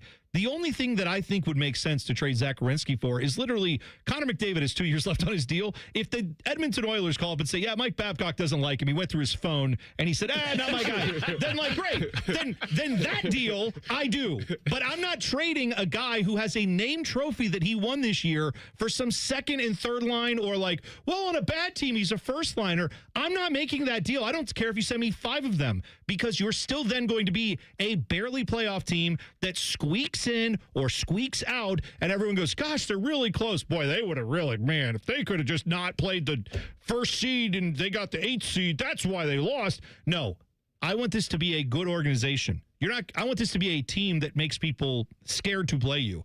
You're not going to do that by trading away Zach Werenski. I want to play 2 more years with Zach Werenski, and I want you to put all the guys around him, free agents and trades and, I don't know, get guys at gunpoint and bring them here. I don't know, whatever you have to do. For 2 years, I want to see a winner. And then if at the end of that, Zach Werenski says, I still want out, okay. Then I guess we just rebuild anyway, but we're going to be as opposed to just immolating and say, we're just going to take the rebuild right now. No, I'd rather try to win something for the next couple of years. I don't want to just capitulate and say, all right, Zach Werenski doesn't want to play here. I guess we got to deal him. I don't want to do that. Do what Pop did to Kawhi. Go sit on that bench right there. Oh, Greg Popovich? Yeah, go sit on that bench. I'm not benching him either. What has he done other than say, I would like to win? I won gold medals. I've won elsewhere. I've won in college. I would like to win here now. And if this place doesn't show me they can win, by the way, as Jackets fans, if we could be free agents in 2 years, don't you think a lot of us would be like, yeah, I'm shopping too? We can't be because we're here, but I'm just saying, no. if in 2 years... You got to ride the wave. I know that. You got to ride the wave now. He doesn't, though, is the point. I'm committed now. They have us by the I don't even short see curlies. Other teams. They have us locked in. The players, they don't. So I'm just saying. You don't want to, as a Jackets fan, you don't want to miss it. You don't want to. You want to be there through the thick and thin. Yes, I do. I was agree. with this team when we couldn't win a game. Now to say that they are in the playoffs and compete for the Stanley Cup, that has got to be one of the greatest. But that's what sports is. It's growing with the team. Yeah, it would be great if this team would actually grow with the fans who have been here day one. Great, awesome fan base for 25 years, and the organization has largely given them crap in return. Well, I'm interested to see. They're supposed to have a tougher camp. Bone's supposed to be bringing the winning culture. So yeah. I mean, they're going to start faster than they did last year. Bones is another aspect to this. I don't think you could just offload Kirill Marchenko and Zach Werenski 2 months after you re-signed a 70-year-old coach and be like, let's start the rebuild. That is pretty messed up. That's pretty messed. Your entire offseason plan is then screwed up. I'm saying, there's a part of me that just wants to look Kirill Marchenko in his eye and be like, why don't you go earn that contract from someone else then? Play like you can actually play this year, because down the stretch last year, you sucked. And by the way, I think we know very much, at least one of the guys, maybe 2, that Rick Bones was talking about, right? When he gave his press conference where he was ripping guys. Was it Marchenko? I mean, not one to re-sign here. The shoe would fit. The shoe would fit. Yeah. So and he was not great down the stretch. You can't be mad. He can't be mad at him for pointing out the obvious. Players can be mad at whatever they want. Man, I'm just saying. That's SOF capital T. If you hate ties in soccer, good news. There's no more of them for the rest of the World Cup. Do you know that? Because we're out of the group stage. Now every game has to end in a winner and a loser. Because it's elimination. You seem like you sad about that. No, I'm not. That's how I'm it not should sad be. About That's called life. No, that's called soccer. There's no such thing as a tie in life. There absolutely are. Absolutely are. 100% of the time. I'm not about to do this with you. Tyvis. I'm not about to do this with you. Tyvis. You get a day where you get a promotion at work, and then as you're on the way home, your engine craps out and you got to replace your engine. That's at least a tie. Nothing. Good news is I got some more money. Bad news is I got to spend it on this dumb engine. You come out in the wash. I'm just saying, some days there's gray. That's all I'm saying. There's black, there's white, and there's shades of gray to everything in life. But the good news is now, like all the games today, none of them are going to end in a tie anymore. So if you want to watch the round, and by the way, this will be the World Cup with the least amount of ties that you could have, because they expanded the field. Usually when they got to this stage, there were only 16 teams left. Now there's 32. So they're going to have more games where there cannot be a tie. Have you ever been to a baseball game back like when that went a whole bunch of extra innings? Like before they did the Ghost Runner? Yeah. Is what you're saying? Yeah. No, I haven't. I've been to a 17-inning game in Cleveland. Really? I stayed the whole time, too. Oh, wow. Because I was like, The night game was the 1 o'clock. It was a night game. Oh, I ended up getting a hotel. I was like, I'm not driving back. How late were you there? Like, how long did it take till it ended? It's like 1 o'clock in the morning? 1 in the morning, yeah. I feel like at some point you like, I'm too invested to leave. I essentially watched 2 baseball games. And imagine if they had just said at the end of that game, you know what? No one deserves to win after 9 innings. We got it. These guys, see you tomorrow. Tie. That'd be fine. Because no one deserved to win that game. I would have been bad teams. 17 innings. I would have been okay if after 15 innings they were like, you know what? Screw it. We tried. We tried. Yeah, I agree with you on that, 100%. All right, Ohio State dodged a bullet in recruiting. We'll tell you about it in 2 minutes. T-Bone and Tyvis on the Fan. Fan traffic. From the Atlas Butler Plumbing Services Good Traffic morning and happy Center. Monday. We are still watching a major closure on US 23. This is right at State Route 752 down to the south. They've got both lanes of 23, both north and southbound, closed. You'll have to use 104 between Commercial Point and Circleville this morning. I'm 10 TV's Amy Stuggerwald with your fan traffic. This is This Date in Reds Baseball with team historian Greg Rhodes. One of the charms of the game of baseball is its timeless quality. Yet in other ways, the game has changed dramatically over the years. And here's a story from this date, June 29, 1913, that you'll never see today. For on that date, the Reds hosted the Cubs and won 9-6. Nothing unusual about that, except that the teams for the entire game only used one baseball. 9 innings, 15 runs, just 1 ball. No rules back then about using scuffed or dirty balls, and foul balls had to be returned from the stands, or a fan could be charged with theft. 1 baseball game, 1 ball, this June 29, 1913, this date in Reds baseball. This Date in Reds Baseball is brought to you by the Cincinnati Reds Hall of Fame and Museum, presented by Dinsmore. Celebrating greatness, preserving history, providing inspiration. This 4th of July week, Championship Golf takes center stage in Columbus. From July 2nd through 5th, the 46th U.S. Senior Open Championship comes to Scioto Country Club, where legends of the game meet hallowed grounds that don't play favorites. Feel the energy, the tradition, and the pressure of championship golf at its finest. Be there for every moment. Tickets are available now on SeatGeek. T-Bone and Tyvis is sponsored by Capital Ford of Columbus. Find your dream ride and get approved fast at capitalfordofcolumbus.com. Tyvis Powell helped the Buckeyes win a national championship. T-Bone watched Tyvis Powell help the Buckeyes win a national championship. Equally important. You're listening to T-Bone and Tyvis. It's never too early to talk about the Sonic Temple Art and Music Festival. You can win 2 weekend passes to Sonic Temple Art and Music Festival. We don't know who's playing. We don't know who's headlining. We don't even know the exact dates yet. One thing we know for sure is that Sonic Temple wants fan listeners to have the first crack at the 2027 tickets. For more information, check out sonictemplefestival.com. Okay, first of all, I think this copy's old because we do now know the dates. It's May 13th through the 16th. May 13th through the 16th. There we go. How are we giving these tickets away? We'll give me a number. You know what? May 13th? 13. Caller number 13. 614-821-9710. Dylan, thank God it's not on May 30th because that would have been different. And then caller 30.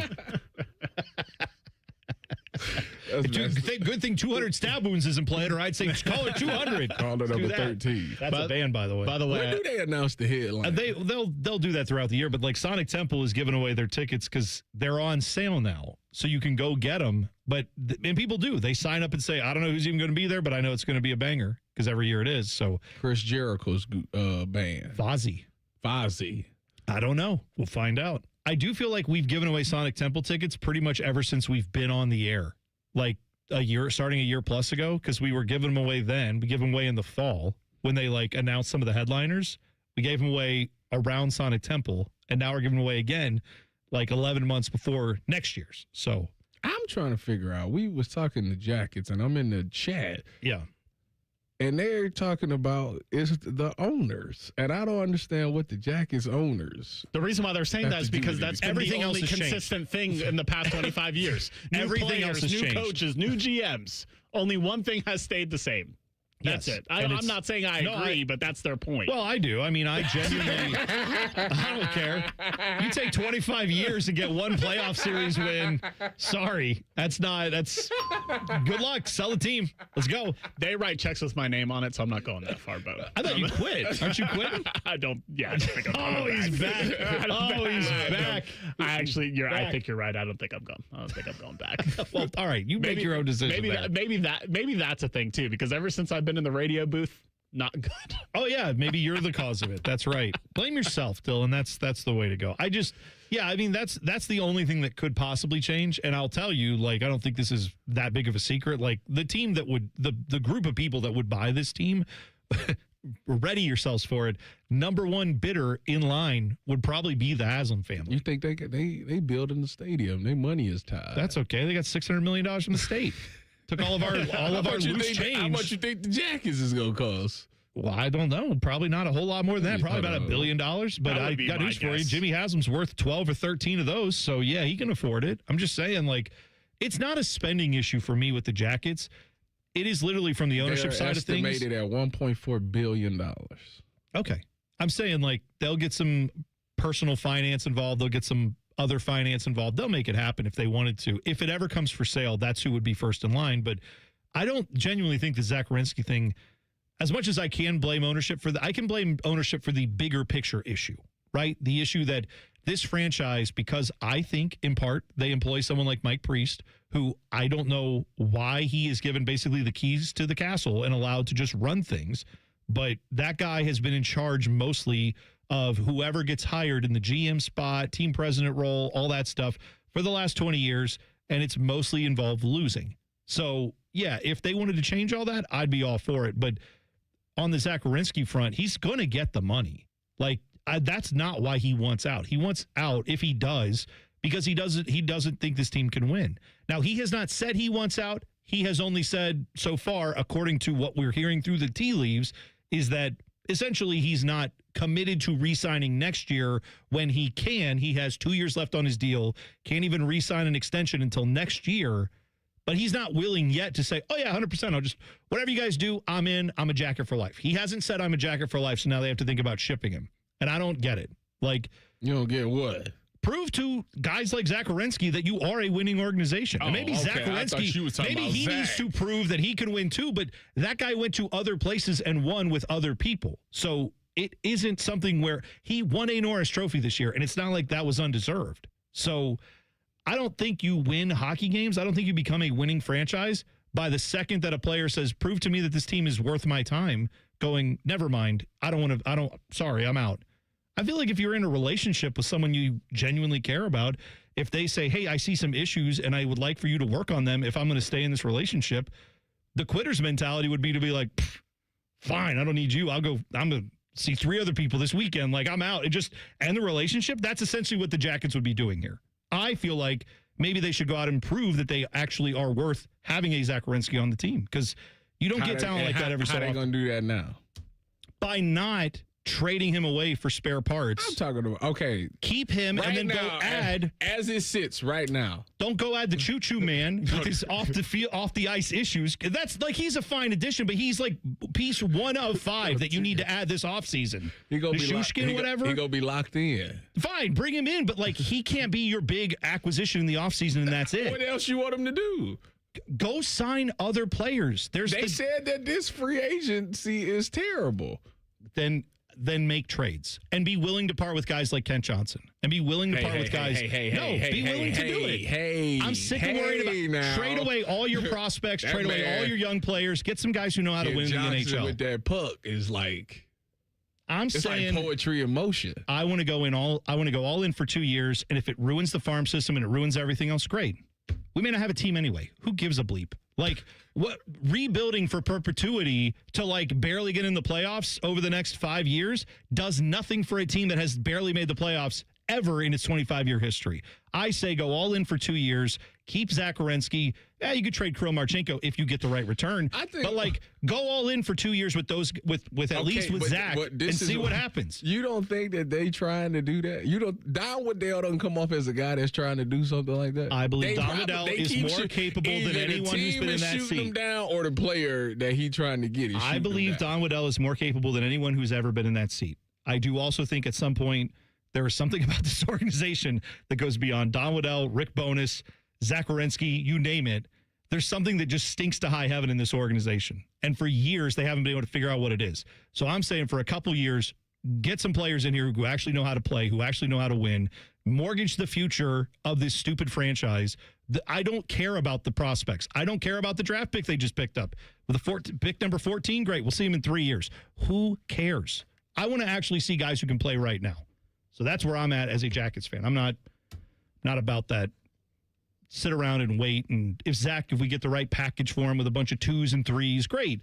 And then you get no elite talent, and you still have the same problem where you have to hustle and grind your way to possibly barely squeak into the playoffs. No, I want to see them go out and mortgage the future to get some actual dudes here for once. Let's try it. You never have, so let's see if that would work. Ask the Cleveland Browns fans about that. Well, they're a different organization. They got their own. I don't even want to get into Is it a different organization? I don't even. It feels the same. Maybe owned by the same people eventually. if the McConnells ever get. I still say go to a grocery store. The whichever McConnell son owns the team right now, runs the team right now, could be standing in line behind you. 99% of the people in this town wouldn't even know what he looks like. Mike Priest could be standing right behind you in line. What difference does that make? There's no visibility and accountability from this stupid organization. The people who run it are just hiding. You never hear from them. You never see them. Yeah. And so that has been the way it is for 25 years, basically. Well, not 25 years, but ever since, Mr. McConnell, who founded the team, ever since he kind of, moved out of the picture and then passed away, after that, the kids, sorry. I'm going to be honest with you. I don't know what he looks like. I just know what his signature looks like. Cash those checks. All right. We'll tell you in a little bit about the issues that Ohio State dodged in the recruiting game. But coming up next, it's Overachiever of the Week. That is what we're doing next. T-Bone and Tyvis on the Fan. Fan traffic. From the Atlas Butler Plumbing Services Traffic Center. Good morning. We are still watching heavy delays and closures on the south side off 23. We've got 2 separate crashes, the first at State Route 752 and the second near London Groveport Road, shutting down lanes of 23. I would use 104 between the Circleville area and all the way up through London Groveport Road as crews clear these crashes. I'm 10 TV's Amy Steigerwald with your fan traffic. Cool cars, cool people, good tires. Get ready for the biggest and best automotive happening of the year. The Good Guys 28th Summit Racing Nationals presented by Grundy Insurance. Over 6,000 classes. Shop the swap meet in Huge Fender Midway. See which ride takes home the crown of the Good Guys 2026 Forge Line Street Machine and Classic Instrument Street Rod of the Year. July 10th to the 12th at the newly renovated Ohio Expo Center in Columbus. Details at good-guys.com. I'm Yolanda Harris. I'm a journalist at 10 TV News. I don't just report about our community, I belong to it. And that's why we care so deeply about getting it right. And when local journalism is done right, it moves. It moves you to act, to verify, to volunteer. And yes, it moves your heart through the kind of human storytelling that stays with you wherever you are. And at 10 TV, we're here for all of it. These are the stories that move Central Ohio. Hey, what's up? It's T-Bone. If you've ever had somebody do work at your house, it's annoying as crap, at least to me, when someone shows up to your house that you never met, you've never worked with, and you didn't hire to do the job. Subcontractors, I understand why they exist, but for me, I want to work with a company that's going to bring people who know what they're doing, who are trained by the company to put their product in. On time, on budget, no surprises at the end. That's what Baths R Us does every single time. These folks started in Ohio and grew by word of mouth because they do it right the first time. And the big difference with them, they have local crews. They never sub out the work. The people who show up to your door, they're trained by Baths R Us. They're actually employees of the company, not some random crew they hired last week. Whether you need a safer bathroom to stay independent or you just want a space that you're proud of, they build it to last. That's Baths R Us. Call them today and see what it's like to work with people who actually keep their promises. Kind of a rare thing these days. Call them today, 380-225-BATH. That's 380-225-BATH. Baths R Us. Bathrooms you can trust. Call now. Want to hear a shocking statistic? Medical malpractice is the 3rd leading cause of death in America. Don't believe it? Google it. And that doesn't count serious injuries like birth injuries to perfectly healthy children. All doctors wear white jackets, but it doesn't make them all the same. Most medical errors are committed by the same quacks over and over again. I'm John Morgan of Morgan & Morgan. Many hospitals looking for more profits are forcing doctors and their groups to be employees of the hospital or be forced out of their system. It's a troubling trend in medicine. People make mistakes, but medical mistakes are huge and often forever. If you believe your child suffered a birth injury or a misdiagnosis or mistake led to a loved one's death or injury, let our team of medical malpractice lawyers examine your case for free. No recovery, no fee. Morgan & Morgan, for the people.com. Morgan & Morgan, Ohio office located at 600 Vine Street, Cincinnati. Prior results do not guarantee a similar outcome. Round of 32. Here we go. Scotty Vegas here, and I'm getting chills just thinking about the game on Wednesday night. The best place to cheer on Team USA is the Sportsbook at Hollywood Casino Columbus. We'll have contests. People go crazy for the coin toss tournament. Prizes to give away. Watch the game on the best screen in Columbus. Oh, I'm going for a juicy Sportsbook steak during the game. See you Wednesday at 8 at Hollywood Casino Columbus. Must be 21 or older. Gambling problem? Call 1-800-589-9966. Common Man and Timmy. Voted America's dumbest show by Marconi voters. Common Man is a Columbus radio legend. And by legend, I mean it's a miracle he hasn't been fired yet. And Timmy is, well, Timmy will complain about anything and everything. And he kind of looks like a woman. Giggity, giggity, giggity. So there's that. Common Man and Timmy. Sponsored by Hinderer Motor Company. Weekday afternoons from 3 to 6 on The Fan. Starting Saturday, July 11th, we'll take you back to some of the greatest comebacks in Buckeye football history. It's Buckeye Weekly, Saturdays at 1 p.m. Hear the games on The Fan. OhioStateBuckeyes.com and on the Learfield Varsity app. Go Bucks. The Fan Poll is sponsored by JT's Pizza and Pub, home of award-winning pizza and $2 tall boys. All day, every day.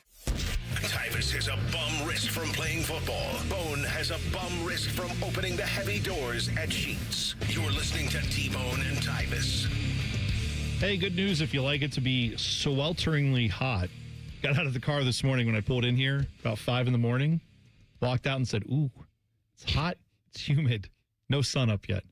It is currently 73 right now, on our way to a high of 91. Ain't it great? Mm-hmm.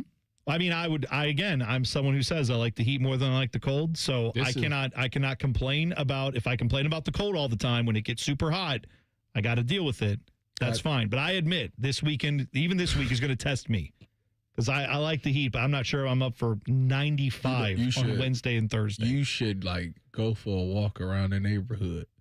Be careful doing that. Seriously. The heat stroke is no joke. You got to be careful. Just be careful. If you want to lose some weight, hey, man. just go for a walk or a jog around that. Just one lap. That's all you need is one lap. Hey, you could get a quick workout in and then maybe a trip in an ambulance. So, yeah, just be careful. It ain't going to be that bad. Oh, you know what? I'm going to test it. I'm saying if you go for around my neighborhood. If you go for a quick walk of 5 or 10 minutes, put your sunscreen on, hydrate, all that. But yeah, if you decide today's I'm gonna go run for 2 hours and I've never run before, yeah, today's not the day to start your marathon workout training. Is all I'm trying to say. Maybe start slow. Be careful going out there. See, you are a dip your toe in the water type of guy. On a 95-degree day? I just dive in. I don't think it's medically advised to go out at 95-degree days and start running for an hour if you've never done it. If you're someone who does that. Remember as a kid, summer break, it was like this all the time. And you'd be out running around in the sun all the time. I had football practices at 100-degree heat. I was going to ask you how you were also an elite athlete who was in high school. And you're in the peak of your physical condition. Hayes Athletic Center. What are you talking about? You're an elite athlete. I'm saying someone like me shouldn't go out and run for an hour in this heat. I said walk. Okay, I don't think I should be walking for an hour in this heat. Maybe 10, 20 minutes. Not an hour. Okay. Well, anybody that does that. That's what I'm saying. You know what? This past weekend, I ran into a guy who said he listens to us on his 3-mile walk every day. Good for him. That's great. Shout out to that guy. Hope you're taking the walk right now. He probably is. Thank you for listening. You better do it before you get tonight. Well, it's 73 right now, so we're good.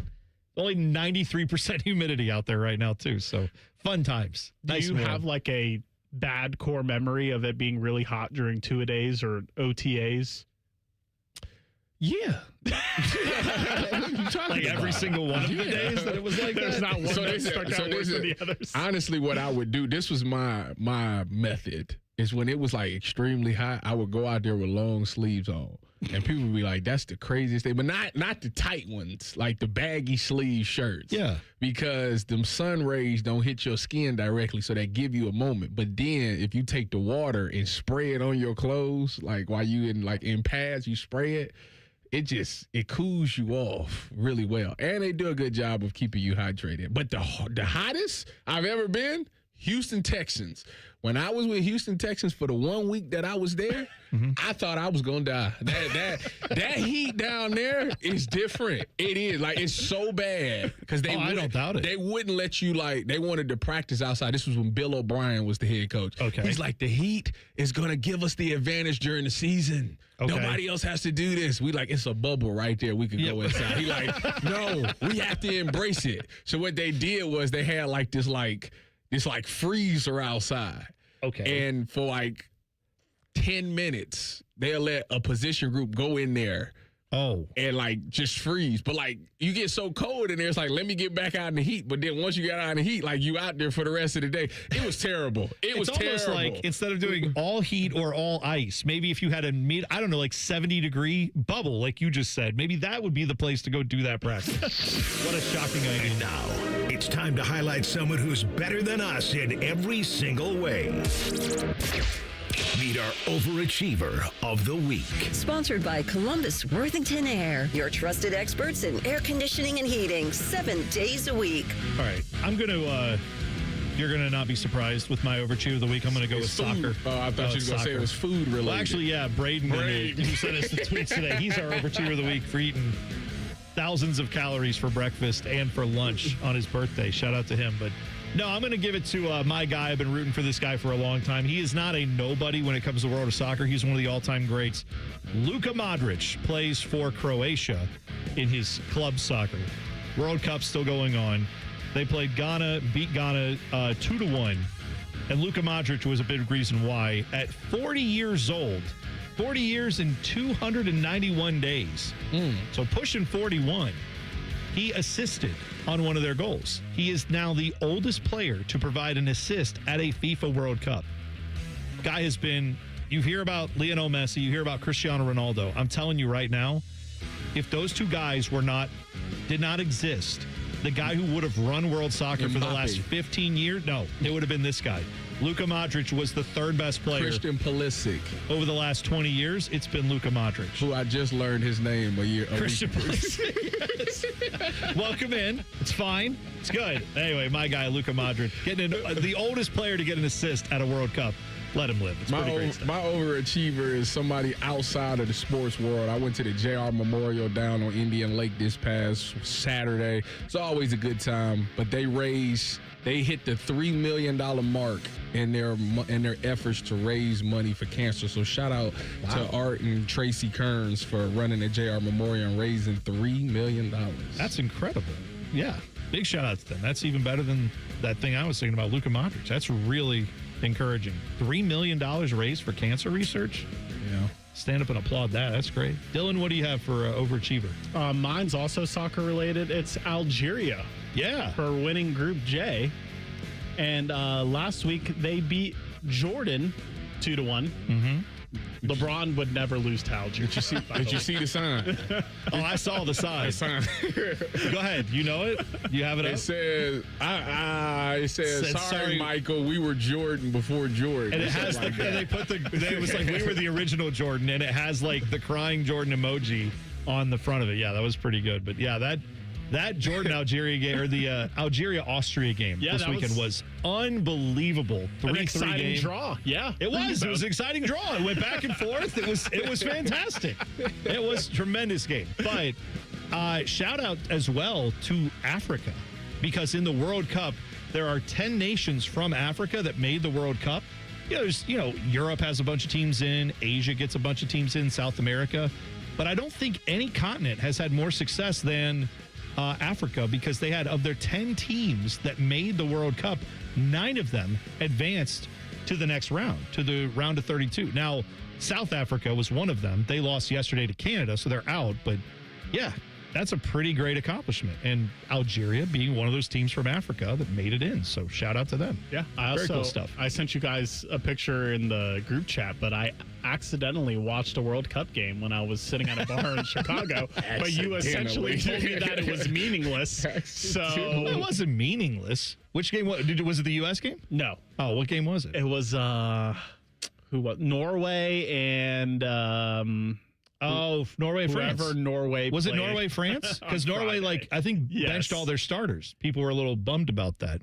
Because, they had already locked up their positions, more or less. But, yeah, that happens in the third game sometimes. So I've technically watched a World Cup now. That was the first bit of World Cup that I watched. See, I'm happy for you. See, you're growing and expanding your horizons. By the end of this, you'll be leading all the chants for, Argentina. It was unavoidable. I wanted pizza, and it was on in the bar.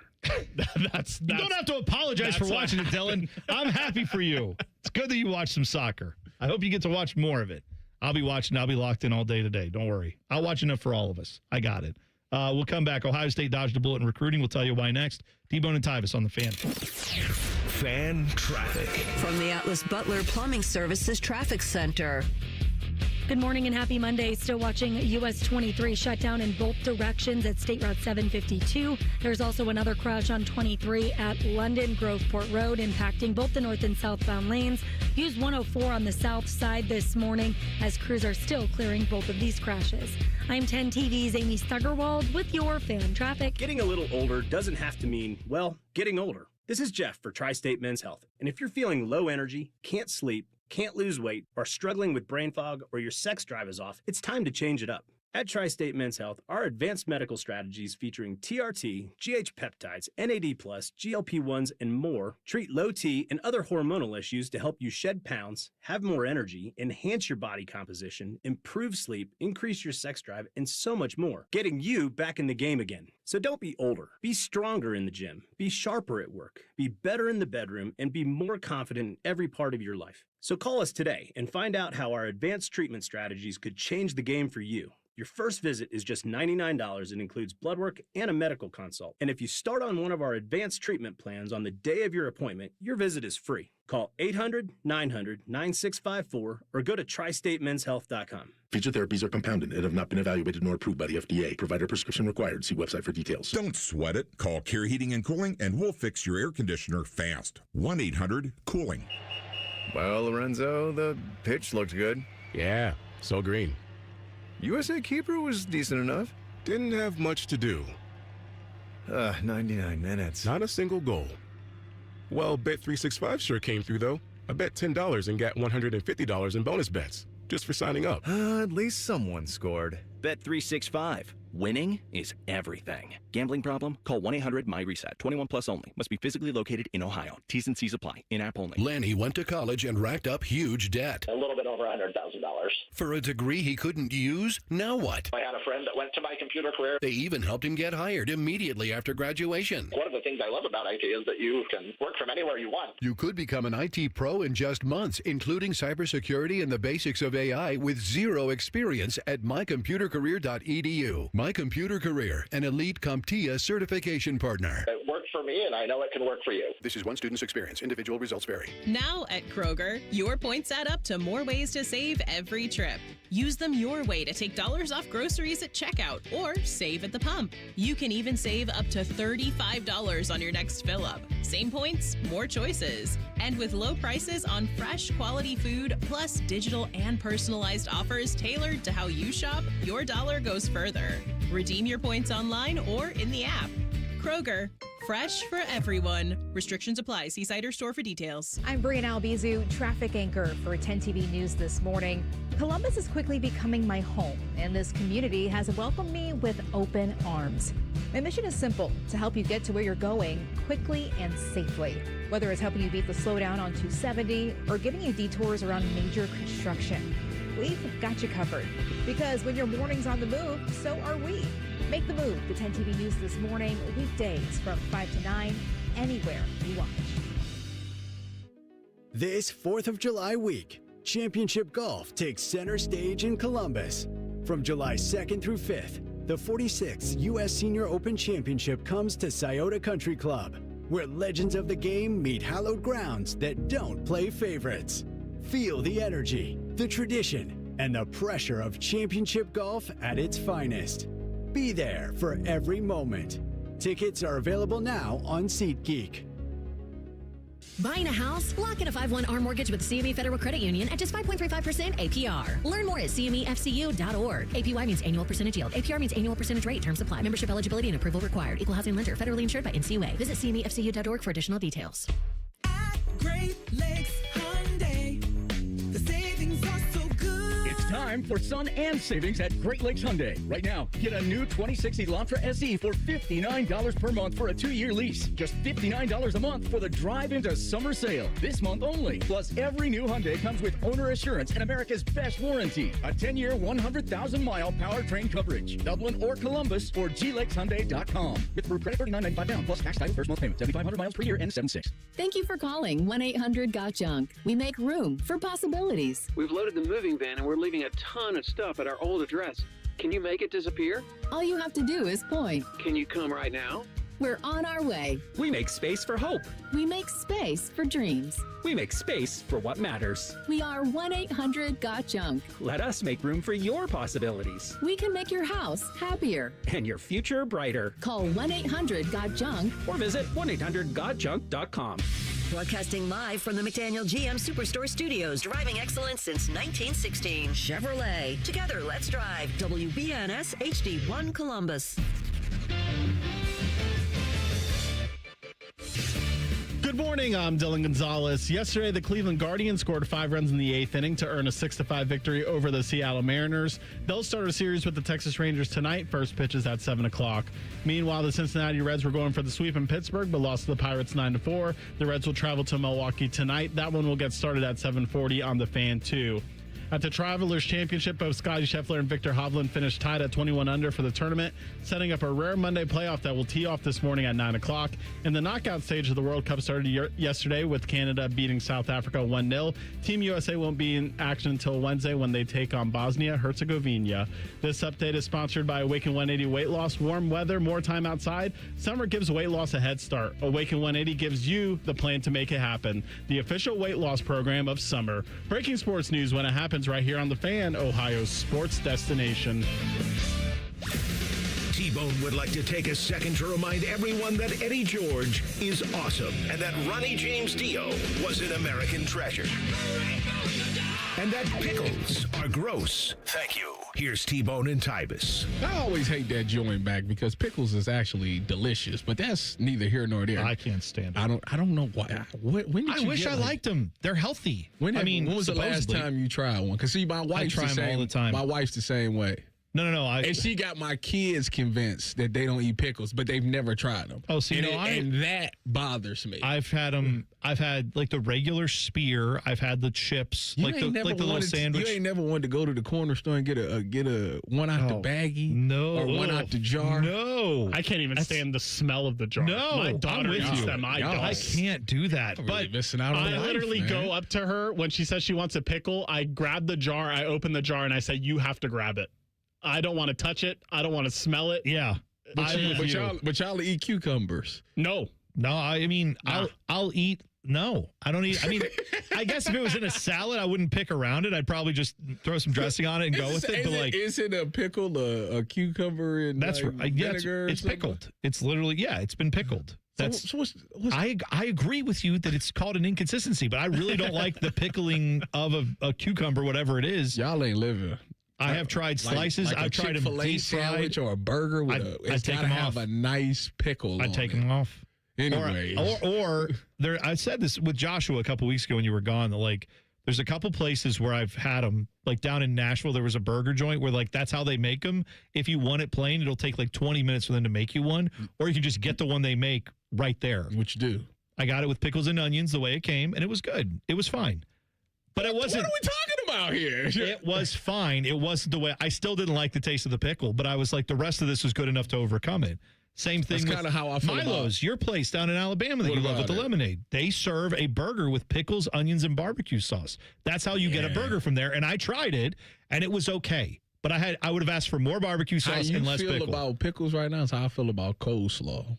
I'm not a big coleslaw guy. No. Same. But if you like if it's on like a slider or something like that. Yeah, if it's part of the mix. Yeah, I can go with it that. is what it is. Yeah, right. I can deal with it. But just, no, when I go to Cane's, get that coleslaw out of here. Give me some toast. Oh, for sure. Yeah, I don't even bother with the coleslaw. There's only one sick individual I know that eats the coleslaw. Who's that? Joshua Edward Perry. Yeah, I think he did say that. And he puts like cane sauce in it and mixes it around. That's probably not terrible. But I'm not a huge. Nobody doing that. I'm not a huge fan of coleslaw because it does feel like we're taking something that is healthy and then making it unhealthy. And I'd rather just eat something fully unhealthy.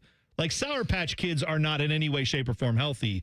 Coleslaw feels like you have probably the same calories as like Sour Patch Kids, but one of them is just candy.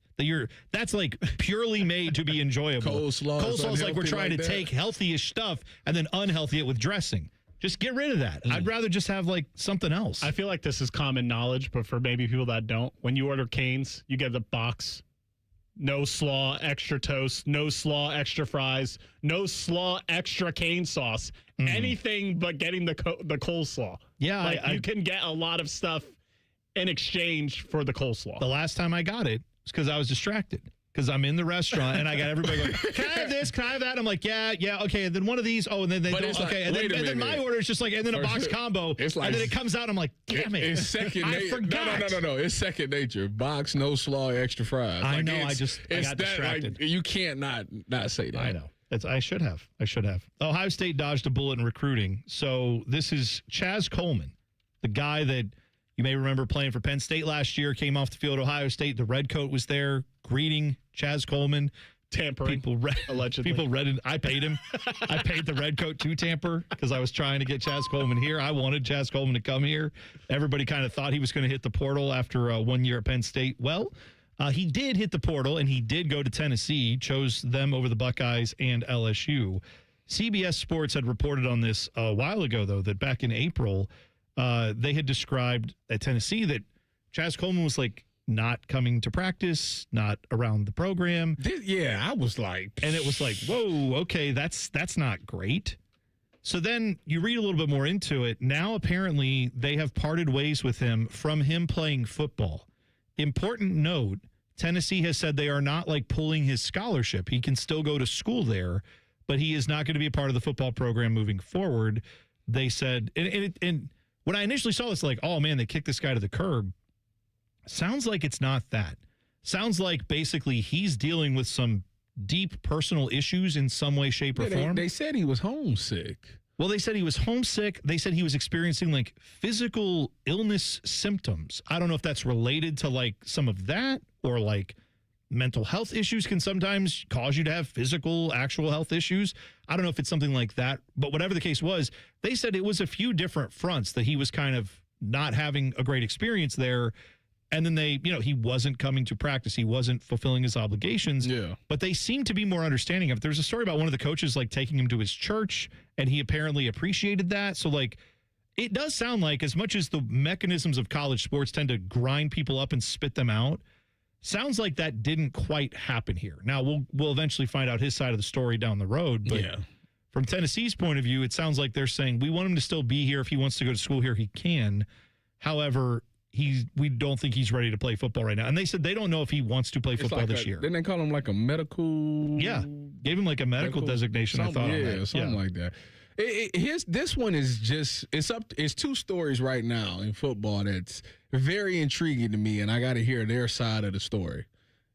This Chaz Coleman situation and Brandon Ayuk with San Francisco. Those two. Now, Brandon Ayuk, I've been talking to people, and he might need to shut up. Shut up. But he's out there basically saying, like, why don't you just cut me so I can go sign with Washington? And it's like, they know. They're aware. They don't want to do that. That one right there grinds my gears. That story. His situation really grinds my gears. But Chaz Coleman, like, from the outside looking in, it's kind of like looking at it and being like, dude, they paid you all this money, and because you homesick, you don't want to play. Like that's kind of what, yes, and it makes on the it surface, kind of makes that's a what it lot looks of like to me too. It makes a lot of people upset. So that's why I need him, whenever he's mentally in a space to be able to talk about it, to come out and tell us exactly what happened, because the narrative right now is not looking good. Now, the Brandon Ayuk situation. I was on the phone. I was talking to Sherm. I said, Sherm, I need Richard Sherman, for those who don't follow that. Yes, you guys talk all the time. Kevin Sherman. Yes, your guy. I was like, Sherm, I need him to tell me. I need him to get out there and tell me why he's doing this.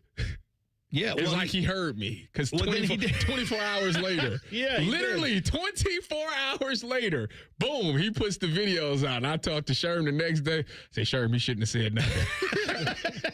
I wish he never said that. Yeah, you can't say it, because he basically has laid out like, oh, yeah, I'm purposely trying to get the Niners to release me by being a bad citizen, so then they'll release me and I can go where I want. And well, he has to apply for reinstatement to the NFL. There's that whole thing, too. He has to step foot back into the 49ers facility to apply for reinstatement. Which is a whole... Which he said he's never going to do, so therefore he's never going to play. God, this is that's a messed up situation. It's stupid. It is stupid. If I really sat here and gave you everything that I know about the situation, he is... How long would it take him? He's an idiot. I mean, you played for the Niners. How long would it take him to go in there, sign a piece of paper or two, and then be done forever with them? I just don't like like an hour. I don't like an hour of discomfort to then just be done. I don't like the narrative that he's painting. Oh, I know, right? Like he painting this picture like they're being weird, like coming to his house to come see on and check on him and all of these things. But it's like, dude, we paying you. Like you ain't showed up to the facility. All we want to know is that you rehab, and you ain't doing that. This all started because he had an injury. Yeah. And they said, yeah, like any other player, come here with our team doctors and rehab. And he said, no, thanks. I'll do it on my own. And they said, okay. Even that's fine. But we just need to see that it's healed and that you're good to go and you can want to play. And he just doesn't want to play for the Niners, apparently. And actually, this all started when they paid him when they actually didn't need to. And this is the thanks that they get. Is actually what I'm normally not on the team side. Same. I'm with the Niners here. I'm looking at myself like I actually side with the Niners on this one. It's crazy. He is out of his mind. Out of his mind. On the Chaz Coleman front, one little detail that I saw in this story that I didn't even realize until I was researching this last night, like apparently in one of these articles I was reading on ESPN, it says that he was supposed to get $2 million from Tennessee, Chaz Coleman was, but they said apparently they worked something out with him and his family that it's much, much less. Is like, there is a part of this where apparently like he's also acknowledging like, yeah, I'm just not in a good spot right now, so I'm not going to take all this money that I was promised because I'm not living up to any of it. I'm not going to take the money and run, but I can't do this. Brandon Sorsby said, you crazy. Sorsby said, I don't know who your financial advisor is, but give me all $5 million. Sorsby said you got to know when to hold them, know when to fold them. Kenny Rogers, the gambler. Yeah, that's exactly what he was doing. Yeah, I think that Chaz Coleman situation, I'm glad it didn't work out that he didn't come here. I do hope he gets some help for whatever is going on, but yeah, it sounds like he's not even keeping the money. If he's ready to play next year, would you want the Buckeyes to take a flyer on him? That's the thing now. Like, he's going to have to deal with... he's closer to home. I mean, it's still like 3 hours away. Like, does he need to go play at Youngstown State? Yeah, he's from like Youngstown. Warren. He's from Warren. Okay. Yeah. Okay. Yeah. So, I mean, I don't know about the whole homesickness thing. I don't know what happened there, but like, I'll say this, like, if we're talking about systems and players, we're talking about the Blue Jackets and players not wanting to stay here, like, how many off seasons in a row is this? Tennessee has had a high-profile guy be like, I don't want to play here for some reason or another. Nico wanted his money. He wanted more money, I believe. Well, okay, but he ultimately wanted more money to be there, and if he didn't get the money, he wanted to leave. The program chose to kick him to the curb. Yes, because he wanted more money to stay there. Like, I'm just saying, you're finding guys who end up being problems one way or the other. That seems like maybe your talent evaluation in that front. Give credit to Ryan Day. That's something that they don't play with over there, him and Mark Pantoni. Oh, they let a bunch of people walk, as you can see. Well, I'm saying, like, they try to get guys who are, like, want to be here for a different reason than just, am I getting the biggest number or whatever. And I'm not saying that's what Chaz Coleman wanted. I'm just saying, like, good for them for sticking to their guns on that. All right, a team was so disappointing in the World Cup Their country told them to find their own way home. I'll give you details on that next. T-Bone and Tyvis on the Fan. Fan traffic. From the Atlas Butler Plumbing Services Traffic Center. Good morning. Here on your Monday, we are still watching extensive closures on the south side off of 23. The first crash right at 23 and 752. The second crash right at 23 and London Groveport Road. I'd use 104 on the south side for the time being. I'm 10 TV's Amy Steigerwald with your fan traffic. Hey, what's up? It's T-Bone. Tired of snoring? Sleep Better Columbus can help with a custom mouthpiece that opens your airway and stops the snoring. No mask, no noise. Call 1-800-MORE-SLEEP or visit sleepbettercolumbus.com today. Stop snoring, sleep better, live better. Welcome back to Yeah, That's a Pepper Thing. First up, we've got Harrison wrapping his Dr. Pepper in a tiny quilt so it feels at home. Oh, how tender. That's a Pepper Thing. And over to Becca, who's whispering affirmations to her can. You're sweet. You're unique. You're the best thing I ever poured over ice. She swears it makes it taste better. It's not a science thing, but it's a Pepper Thing. Why do they all do it? All for that sweet, delicious, truly one-of-a-kind taste of Dr. Pepper. It's a Pepper Thing. Hey, it's Austin Ward. Listen to The Beat with Austin and Byrne, now powered by the Waterworks and Header Heating, Cooling, and Plumbing. Get the latest Buckeye news, insights, and unbeatable analysis every day. Don't miss a moment. Stream The Beat with Austin and Byrne, sponsored by the Waterworks and Header Heating, Cooling, and Plumbing. I'm Jeff Hogan. I've been a journalist at 10 TV for more than 20 years. I don't just report about our community, I belong to it. And that's why we care so deeply about getting it right. And when local journalism is done right, it moves. It moves you to act, to speak up, or lend a hand. And yes, it moves your heart through the kind of human storytelling that stays with you wherever you are. And at 10 TV, we're here for all of it. These are the stories that move Central Ohio.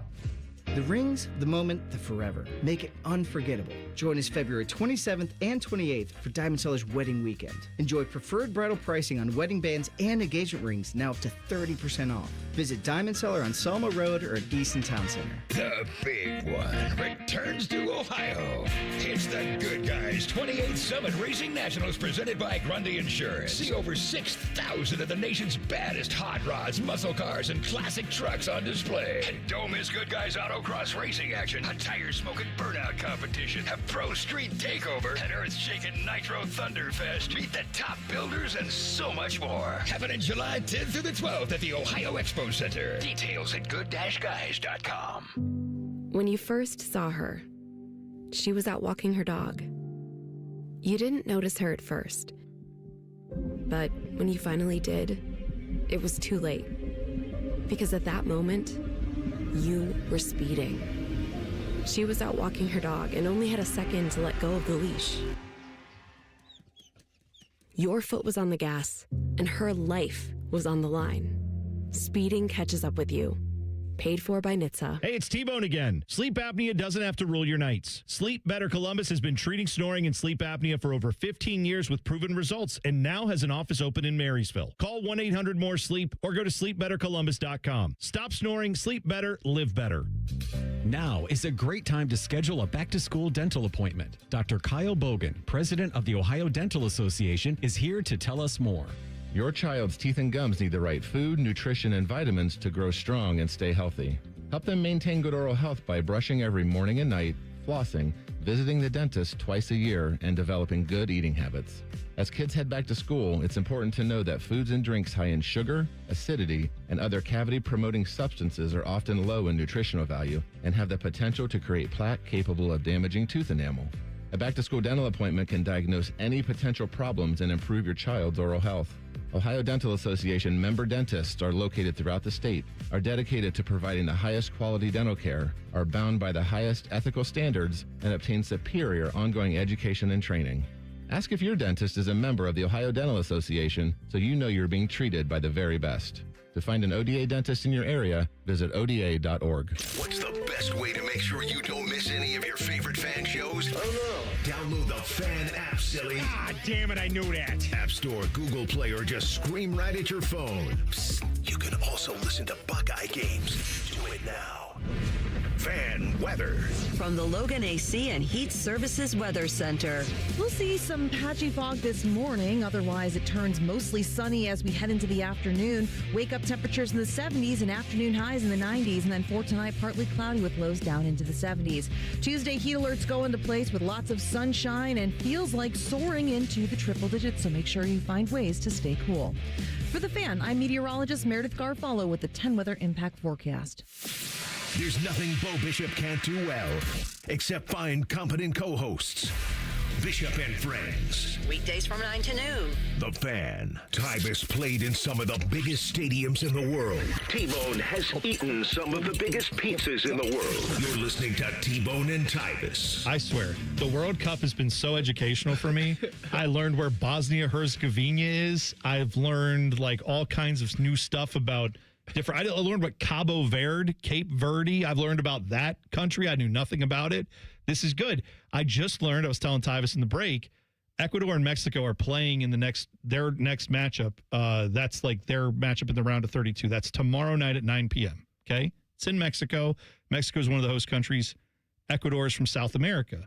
So it's like, okay, they're playing the soccer game. Apparently, there's some big drama between Ecuador and Mexico off the field. Has to do with like their governments. Are you aware of any of this? No. Okay. Dylan, have you heard of this Ecuador-Mexico thing? I have not. Okay. Didn't know they had beef.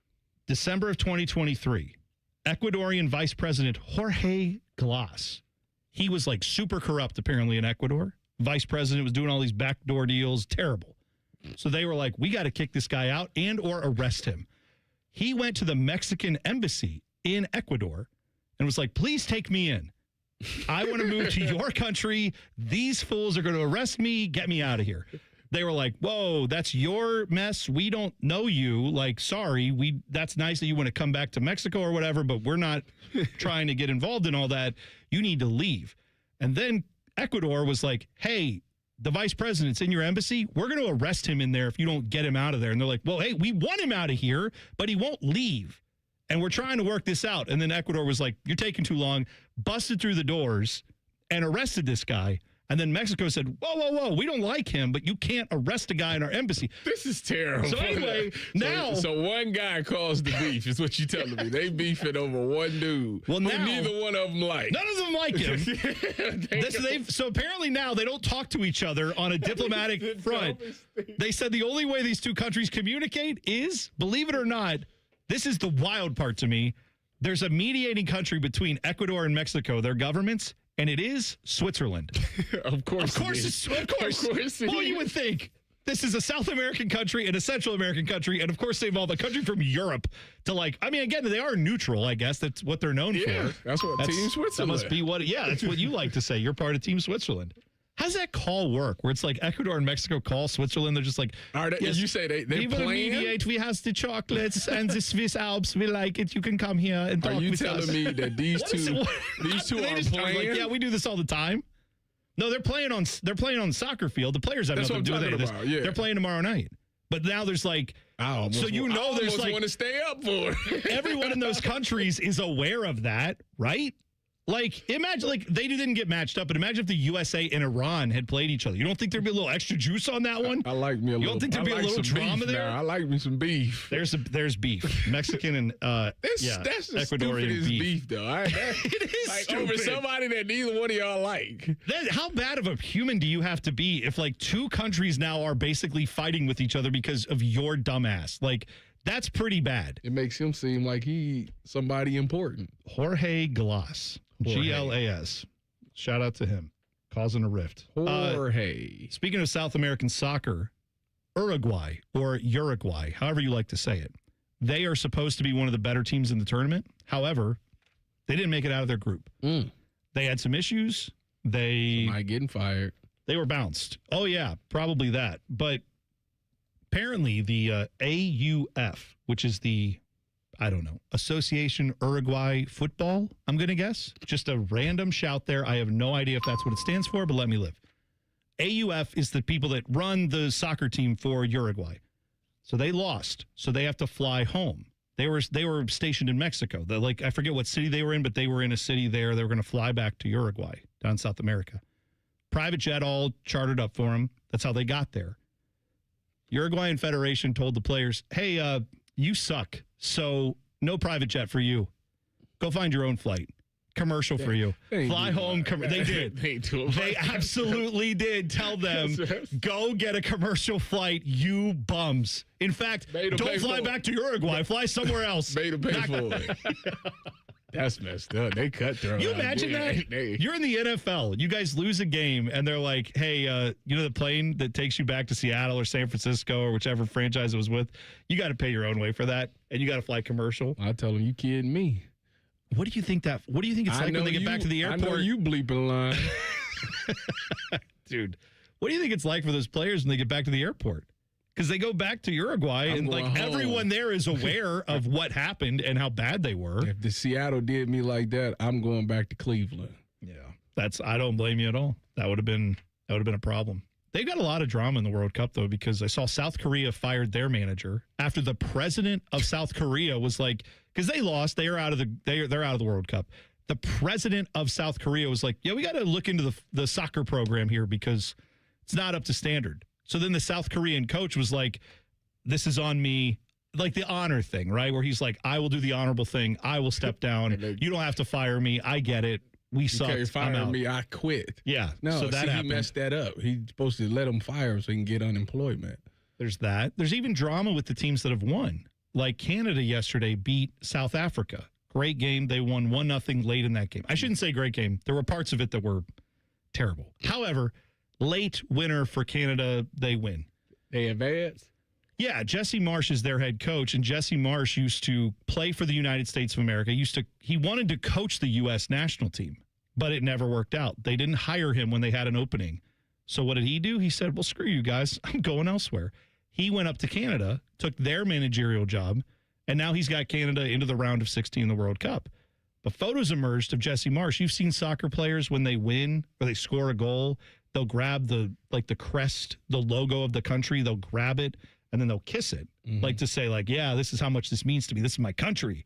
Great moment, right? It's a cool national pride thing. What'd he do? Jesse Marsh apparently did that after they won and beat South Africa. He grabbed and kissed it. And it's like, you're an American national now doing that in Canada. Some people had a problem with that.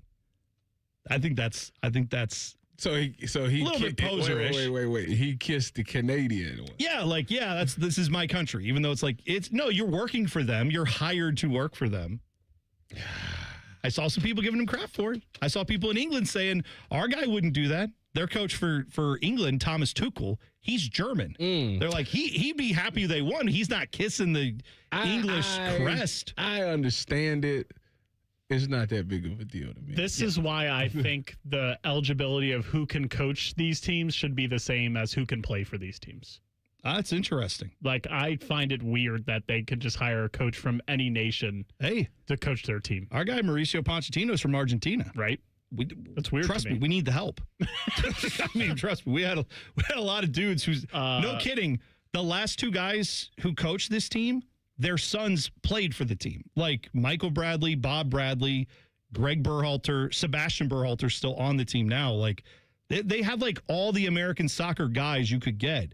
Wasn't good enough. Got to go somewhere else. So now Mauricio Pochettino's there. Maybe he'll get us tuned up. Like what Bruce Arena? Bruce Arena. That's a good pull. Yeah. Complete a-hole. No, he's like a notorious a-hole. Like 100% jerk. Lots of people hate that guy.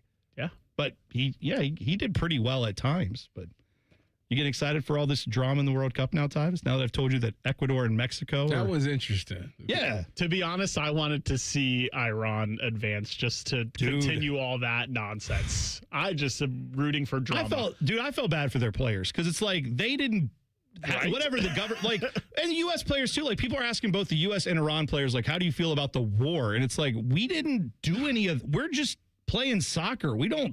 We're not the government. Like, go ask the government about that. That's not our job.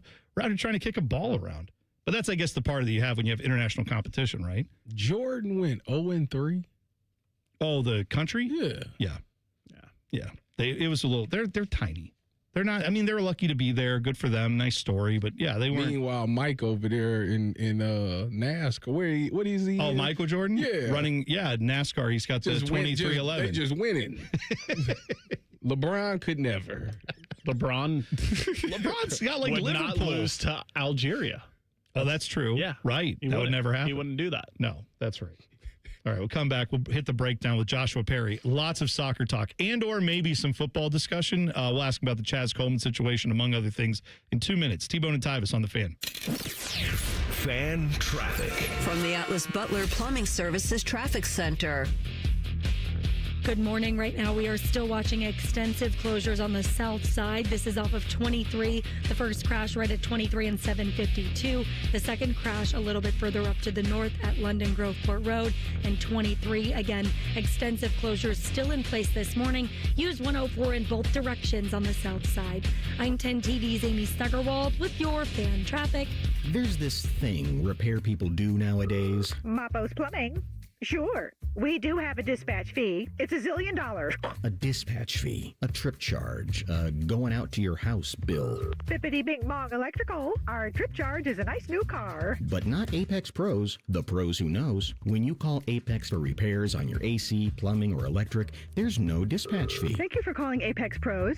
Why would we? Kinda silly to ask for money before we do anything, isn't it? We give you an upfront price only after we know what's really going on. We think it's the right thing to do, instead of... Slappy's AC, electric, plumbing, dry cleaning, haberdashery, and chiropractic. Of course we charge to come out. $1 kajillion, 3 diamond rings, and 2 exotic pets. Apex Pros. Never a dispatch fee. Examples of competitive rates may have been slightly exaggerated. Columbus loves Apex Pros. The pros who knows. ApexPros.com. Everything you need to know about the Buckeyes is on, wait for it, The Buckeye Show, led by the Beamer. I'm not going to lie to you. Getting ready now for Jeremiah Smith, you're already too late. And featuring Austin Ward. The reason that the weather was perfect for Texas at Ohio State is because it was played in the San Diego of the Midwest. It's the Buckeye Show, weeknights at 6. And tell your smart speaker to play 97.1 The Fan, your home of the Buckeyes, The Fan. T-Bone and Tyvis is sponsored by Capital Ford of Columbus. Find your dream ride and get approved fast at capitalfordofcolumbus.com. The Buckeyes, the Big Ten, and the rest of college football. We tackle it all in the breakdown with Joshua Perry. Sponsored by the Roofing Guys. For all your roofing, siding, and gutter needs, contact the Roofing Guys at theroofingguys.com. Every Monday this time, we are joined by Buckeye legend, NBC sports analyst Joshua Perry on the Bryan Heating and Cooling Systems fan guest hotline. Joshua, I want to start in the NFL with something related to the World Cup, but not really related to soccer. The grass in the stadiums. George Kittle has now come out and said, we know it's not an issue of ability. They can do it. If they wanted to pay for it, we could have grass in these stadiums. How important do you think that would be, like, as a former player, to have grass in all the stadiums? Would you prefer that? Yeah, I mean, anything that would make players feel more comfortable. It's proven to be safer material, easier on your body, easier on the joints. And then we've seen a lot of these injuries pop up, you know, ACL, non-contact injuries, torn Achilles. Like, it's hard for us to say, like, oh, man, playing on all this surf is the greatest thing in the world. So it's unfortunate, I think, for the NFL that we have now seen that some of these stadiums that couldn't have grass in them can all of a sudden have grass. So I'd like to see it. I like that George Kittle came out and said something about it. But the cartel of the NFL, probably not going to do anything. Cartel. That's right. Josh, I didn't know that you weren't a bread guy. Joshua put in the chat that when he goes to Cane's, he said that the toast is not good either. So what do you do then? So he's not a bread guy. No, but what are you getting? Are you getting the coleslaw because you don't like the bread? So I do the extra fries. That's usually the way that I go, but I sub out the toast. So I go no toast, extra fries. It's not that I dislike the bread. It's just the fact that I think it's a filler. I love French fries. Tyvis will tell you I could eat a French fry every single day of my life. So anything to get more fries, but the bread certainly is a filler. Now, I know a lot of people are like, oh, the slaw. Listen, throw a little cane sauce in there, a nice little dollop, mix it all together. It really elevates the slaw there. I have no problem with it, so I'm getting rid of the toast every time. You ever try to get the sandwich? You know that's like the best thing on the menu. No, I have not. Listen, if you're trying to sell me on bread as the main attraction of this restaurant, then I'm going to be completely out. So I guess I'd set the tone there. Let's not. Look, if the bread has to be the attraction, I'm not doing it. Let's not fight over things that I know like Cane's is good, but Tyvis, I know you would prefer a Zaxby's, which is coming here. Yeah. Right? And so, I think we can all agree, like, we're all willing to give Zaxby's a try. So instead of arguing over Cane's, let's all go try Zaxby's when it comes here, and then maybe that'll be a point of unification. Because you're right. If you are saying the bread is the best thing about a chicken place, that's not a good place to start. That's bad. That's bad first news. of all, nobody said that. The Sounds like you sauce kind of were. is what everybody says. Okay, fine. Now, I do have a football-related question, Joshua, and it comes to this Chaz Coleman situation at Tennessee. Apparently, Chaz Coleman not going to be with the team anymore. They are keeping him on scholarship, but citing mental and physical health issues, some homesickness. What do you make of this situation? It's a weird situation. And, we heard the homesickness thing early on, and then it was like a will he or won't he go to spring practice type of deal. And then it just became this whole saga. I feel bad for him because obviously if he's going through it to the point where he's got to step away from football for a point in time, like that's a tough situation. I know a lot of guys feel like football is the place that they go to feel better about things. And then from the Tennessee side of this, like it's a tough situation, right? Like you're depending on this guy, allegedly paid him $2 million. So you thought the world of him. They had to renegotiate the NIL deal for everything to make sense for him to step away. Seems like they really want to support him through this journey, obviously giving him the medical, which means that he can stay in school and continue to do that part of it. But to me, it certainly feels like a pretty crazy situation. Curious for Tennessee how this alters their plans.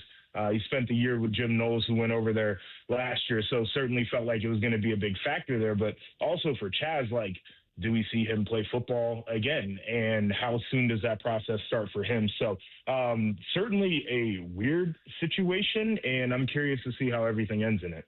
Josh, I want to ask you about Ohio State recruiting because we just seen that they got a commitment from a top 100 offensive lineman, and then I've been seeing how they're in on one of the top running backs. It seems like it's been different from what it's been. Usually you look for the top quarterbacks and you look for the receivers, but now it seems like they're switching more to the trenches. Do you like that they're doing that? Do you know why they're doing that?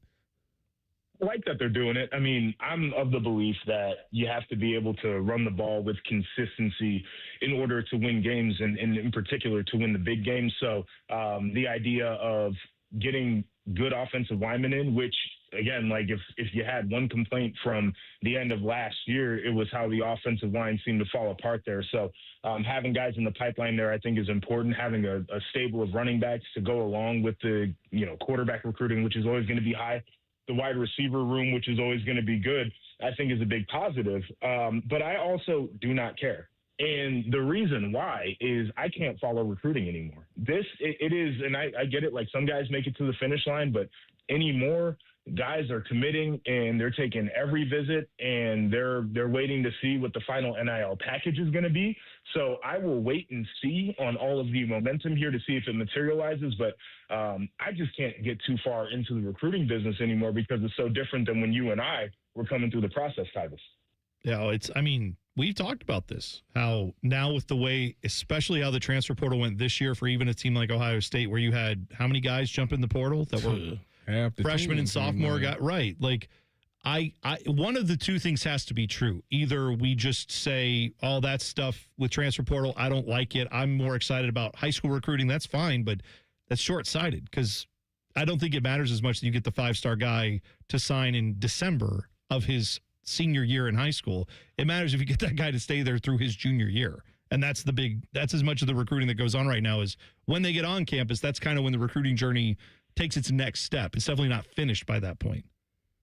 So I think the interesting thing about that, because it's all true, is the announcement about the updates, renovation, the project that they want to do on the Woody, because I feel like we got to this point where they're like, oh, with NIL, it doesn't really matter anymore what facilities are like, because guys are just going for where the money is. And I would make the argument that I think it matters a ton still, because when you're trying to retain players, you want them to feel like they have a nice home away from home in terms of the facility where they spend a lot of time. It's like people who go to work for all these tech companies and the headhunters are out there poaching the top talent. And they have the craziest buildings with like sleep pods in them, and everybody's got free lunch over there and all these crazy amenities because they're trying to retain their talent once they get it in the building. So I think, like, to your point, I can't be in on the high school stuff anymore. Like, these kids, hard even knowing all the names that are floating around. It seems like everybody gets offered just to even get them on campus anymore. But this idea of what do you do when the guys get there and how do you keep them around? Like, I think the whole thing, the NIL, but also, like, are you comfortable on campus? Do you like the culture? You spend 8 hours, 10 hours in a facility and feel like you're not in hell. I think that's as important as anything nowadays. Joshua, how familiar are you with being in the one chair? What do you mean? How familiar am I? Have you ever? You've done a plethora of shows. On button over there where you're sitting. That's it. Gosh, you've done a plethora of shows from Chicago. Your deals in Chicago with NBC. You've never been the main host. So when I did the show in Chicago, I did host. We used to have it like where all the analysts would host segments. Baseball would come around, for example. Not my deal. We had a baseball writer and a baseball reporter who is also the daughter of a big leaguer. Like, I used to host those segments. The difference is we didn't have all those little machines. There wasn't no flipping mics on and sliding the volume up and down, and I didn't have to press any of the nice little fun sounds that we have in the studio over there. Our mics were on. You mean you didn't have this sound effect when you worked at NBC with all the stuff? I want me some glory hole. You don't have that? Right? Probably would elevate the experience, but certainly not something that we have there. Yeah. I wanted to say this before my segment ends. Sure. I heard y'all talking about the Z situation, and I think the biggest thing that you have to ask yourself right now in terms of your emotions is how will you feel at the end of his deal if he walks? Because that's what it comes down to for the Columbus Blue Jackets is if he's not going to commit, are we going to be okay if whatever process we go through, things may or may not work out? If he walks, are we going to be okay with that? And I think that is where, as a fan, you have to ask yourself that question. Because if you're going to be pissed if he walks, you got to be okay with them taking the calls right now. Oh, I agree with you. If you're going to be fine either way, then, it is what it is. My perspective depends on where the team is. No, so this is it, Joshua. That's where I am. It's literally, I understand all of that. You don't want to lose a player of his caliber for nothing. The other side of that is, though, getting back prospects and or pieces to then rebuild this team for the next few years does nothing for me. So I just, at some point, I get it. Any other point in Jackets history, I would have said, yeah, you got to do what you got to do and try to get the pieces back and rebuild it. I just literally want to see this team win something because I feel like they're standing on a precipice where if they don't win something in the next couple of years, and then he walks. Well, what if they don't? They're in the same spot they'd be anyway. You know what I mean? Where I don't think they're going to win much in the next few years if they trade him away. But that's the offseason got. That's what I'm saying. It's a tough thing, though. It became, and if I'm Don Waddell, I don't know if I have the guts to do that. You know what I mean? You're responsible for the team's best interest. You got to think about the future. But yeah, it's a tough call. Your perspective is right, though. You have to be okay with one or the other. You cannot sit there and say, don't trade him, and then at the end of it, come back and say, why didn't we trade him? Like, pick a lane. It's going to happen, though. I can't wait for it. You're exactly right. Every week, it's good to talk to you. I have fun Wednesday and Thursday when I'm not here. You and Tyvis together. I'm looking forward to listening. They will appreciate you. You should ask for a raise. Back after you guys do this. I'll be the biggest thing to enhance your value. This is going to be the #1 show we've ever had on the station. The two of you together, ratings gold. I can't wait to hear it. JP and Tyvis coming up Wednesday and Thursday. We'll talk to JP, of course, next Monday as well. Thanks, buddy. I won't see you by then, so have a great 4th of July, holiday weekend, all that stuff too, all right? All right, you do the same. Take care, guys. There you go. Joshua Perry on the Bryant Heating and Cooling Systems fan guest hotline with a buzzer when we come back. T-Bone and Tyvis on the Fan. Fan traffic. From the Atlas Butler Plumbing Services Traffic Center. Good morning. We are still watching a closure on US 23. This is right at State Route 752. All lanes are shut down in both directions. Use 104 this morning, whether you're heading north or southbound. I'm 10 TV's Amy Steigerwald with your fan traffic. Cool cars, cool people, good tires. Get ready for the biggest and best automotive happening of the year. The Good Guys 28th Summit Racing Nationals presented by Grundy Insurance. Over 6,000 classes. Shop the swap meet in Huge Fender Midway. See which ride takes home the crown of the Good Guys 2026 Forge Line Street Machine and Classic Instrument Street Rod of the Year. July 10th to the 12th at the newly renovated Ohio Expo Center in Columbus. Details at good-guys.com. Hey, it's Common Man. Everybody's talking about affordability these days, but the good news is you'll find hundreds of vehicles that fit your budget at GoGermain.com. Drive home in a new sedan starting at just $139 a month. New SUVs from only $189 a month, or a truck for as low as $329. Plus, choose from over 1,700 new and pre-owned vehicles, all priced under $30K, and it's only at GoGermain.com. And with their $1,000 price promise, no one's going to sell you a car for less. Go see my friends today. GoGermain.com. From the FIFA World Cup to competitive business environments, grand ambitions lead to game-changing achievements. At Bank of America, we're there to support businesses at every step, providing insights and expertise to help you gain an edge. He shoots, he scores. What would you like the power to do? Explore winning business solutions at BofA.com/gamechangers. Bank of America, official bank of the FIFA World Cup 2026. Bobby Carpenter here with my friend Jake Ballard with QC Kinetics, and both of us played football a long time, and one of the main things is you get beat up while you're playing, and the pain doesn't end just when you leave the field. It's always there. So for me, I had a lot of pain in my left knee, and it was something that caused me aches and pains every day, especially in the morning and the evening. So looking for pain relief, I found QC Kinetics. They had a great reputation, and I wanted to find out more. Jake, tell me about the process. Once you got into the office, how did that all go? Once I arrived at QC Kinetics and went and saw Dr. Tesner, they told me all about my knee, put a game plan together, and we started treatment right away. What is your day like now? Now with QC Kinetics, I'm able to chase my crazy son around pain-free, and that's what matters most to me. Take it from two former professional athletes. If we can get relief, the same is possible for you. Check out QC Kinetics, located in Dublin and in Gahanna, 380-208-4544. That's 380-208-4544, or go to qckinetics.com/Columbus. I'm Yolanda Harris. I'm a journalist at 10 TV News. I don't just report about our community, I belong to it. And that's why we care so deeply about getting it right. And when local journalism is done right, it moves. It moves you to act, to verify, to volunteer. And yes, it moves your heart through the kind of human storytelling that stays with you wherever you are. And at 10 TV, we're here for all of it. These are the stories that move Central Ohio. Hey there, Bo Bishop here. Tired of the same old routine? It's time to escape with an RV from RCD RV. Motorhomes, fifth wheels, travel trailers, they've got them all. Shop hundreds of RVs in stock today. 3 locations in Central Ohio to serve you, or online anytime at rcdrv.com. Common Man and Timmy. Voted America's dumbest show by Marconi voters. Common Man is a Columbus radio legend. And by legend, I mean it's a miracle he hasn't been fired yet. And Timmy is, well, Timmy will complain about anything and everything. And he kind of looks like a woman. Giggity, giggity, giggity. So there's that. Common Man and Timmy. Sponsored by Hinderer Motor Company. Weekday afternoons from 3 to 6 on The Fan. Get your air conditioner fixed fast. Call Care Heating and Cooling. 1-800-COOLING. Your favorite fan shows are available as a podcast. What a concept. And don't miss exclusive podcast content like Austin and Byrne. Listen on your schedule from anywhere in the world. Available wherever you get your podcasts. All your favorite fan shows are available when you want them. Head to 971thefan.com and hit that subscribe button. The Fan, Ohio sports destination.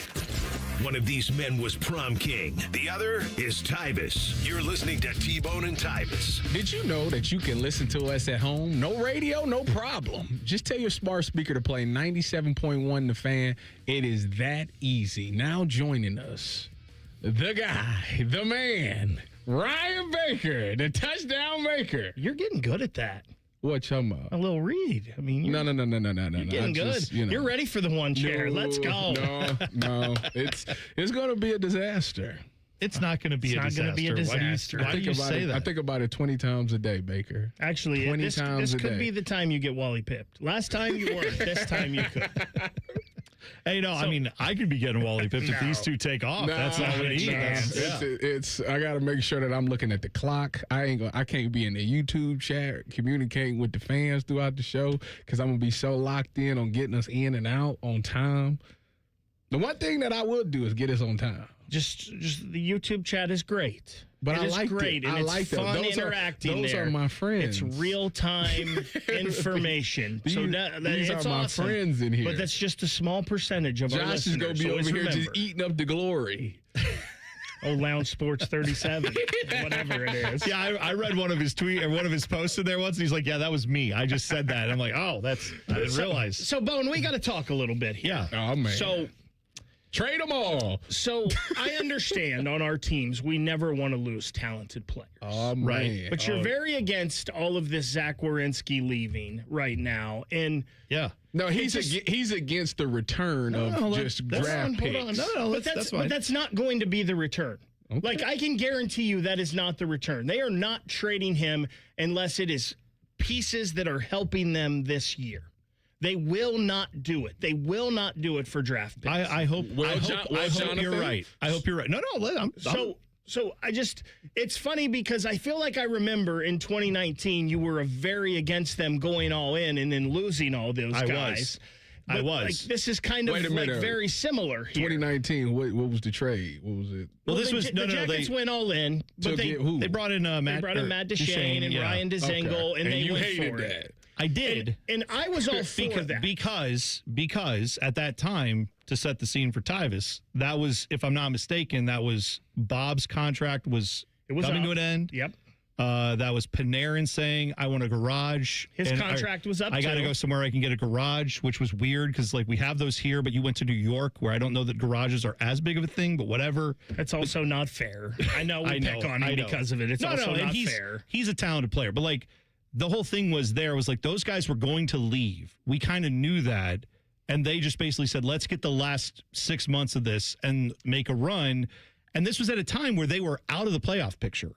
They had to have that meeting, remember, that big team dinner? Which was because of Panarin and Bob not wanting to be. They were upset that they didn't get traded. Yes, exactly right, because they wanted to be traded out of the organization. Right, yeah. All that was going on. Here's the difference to me.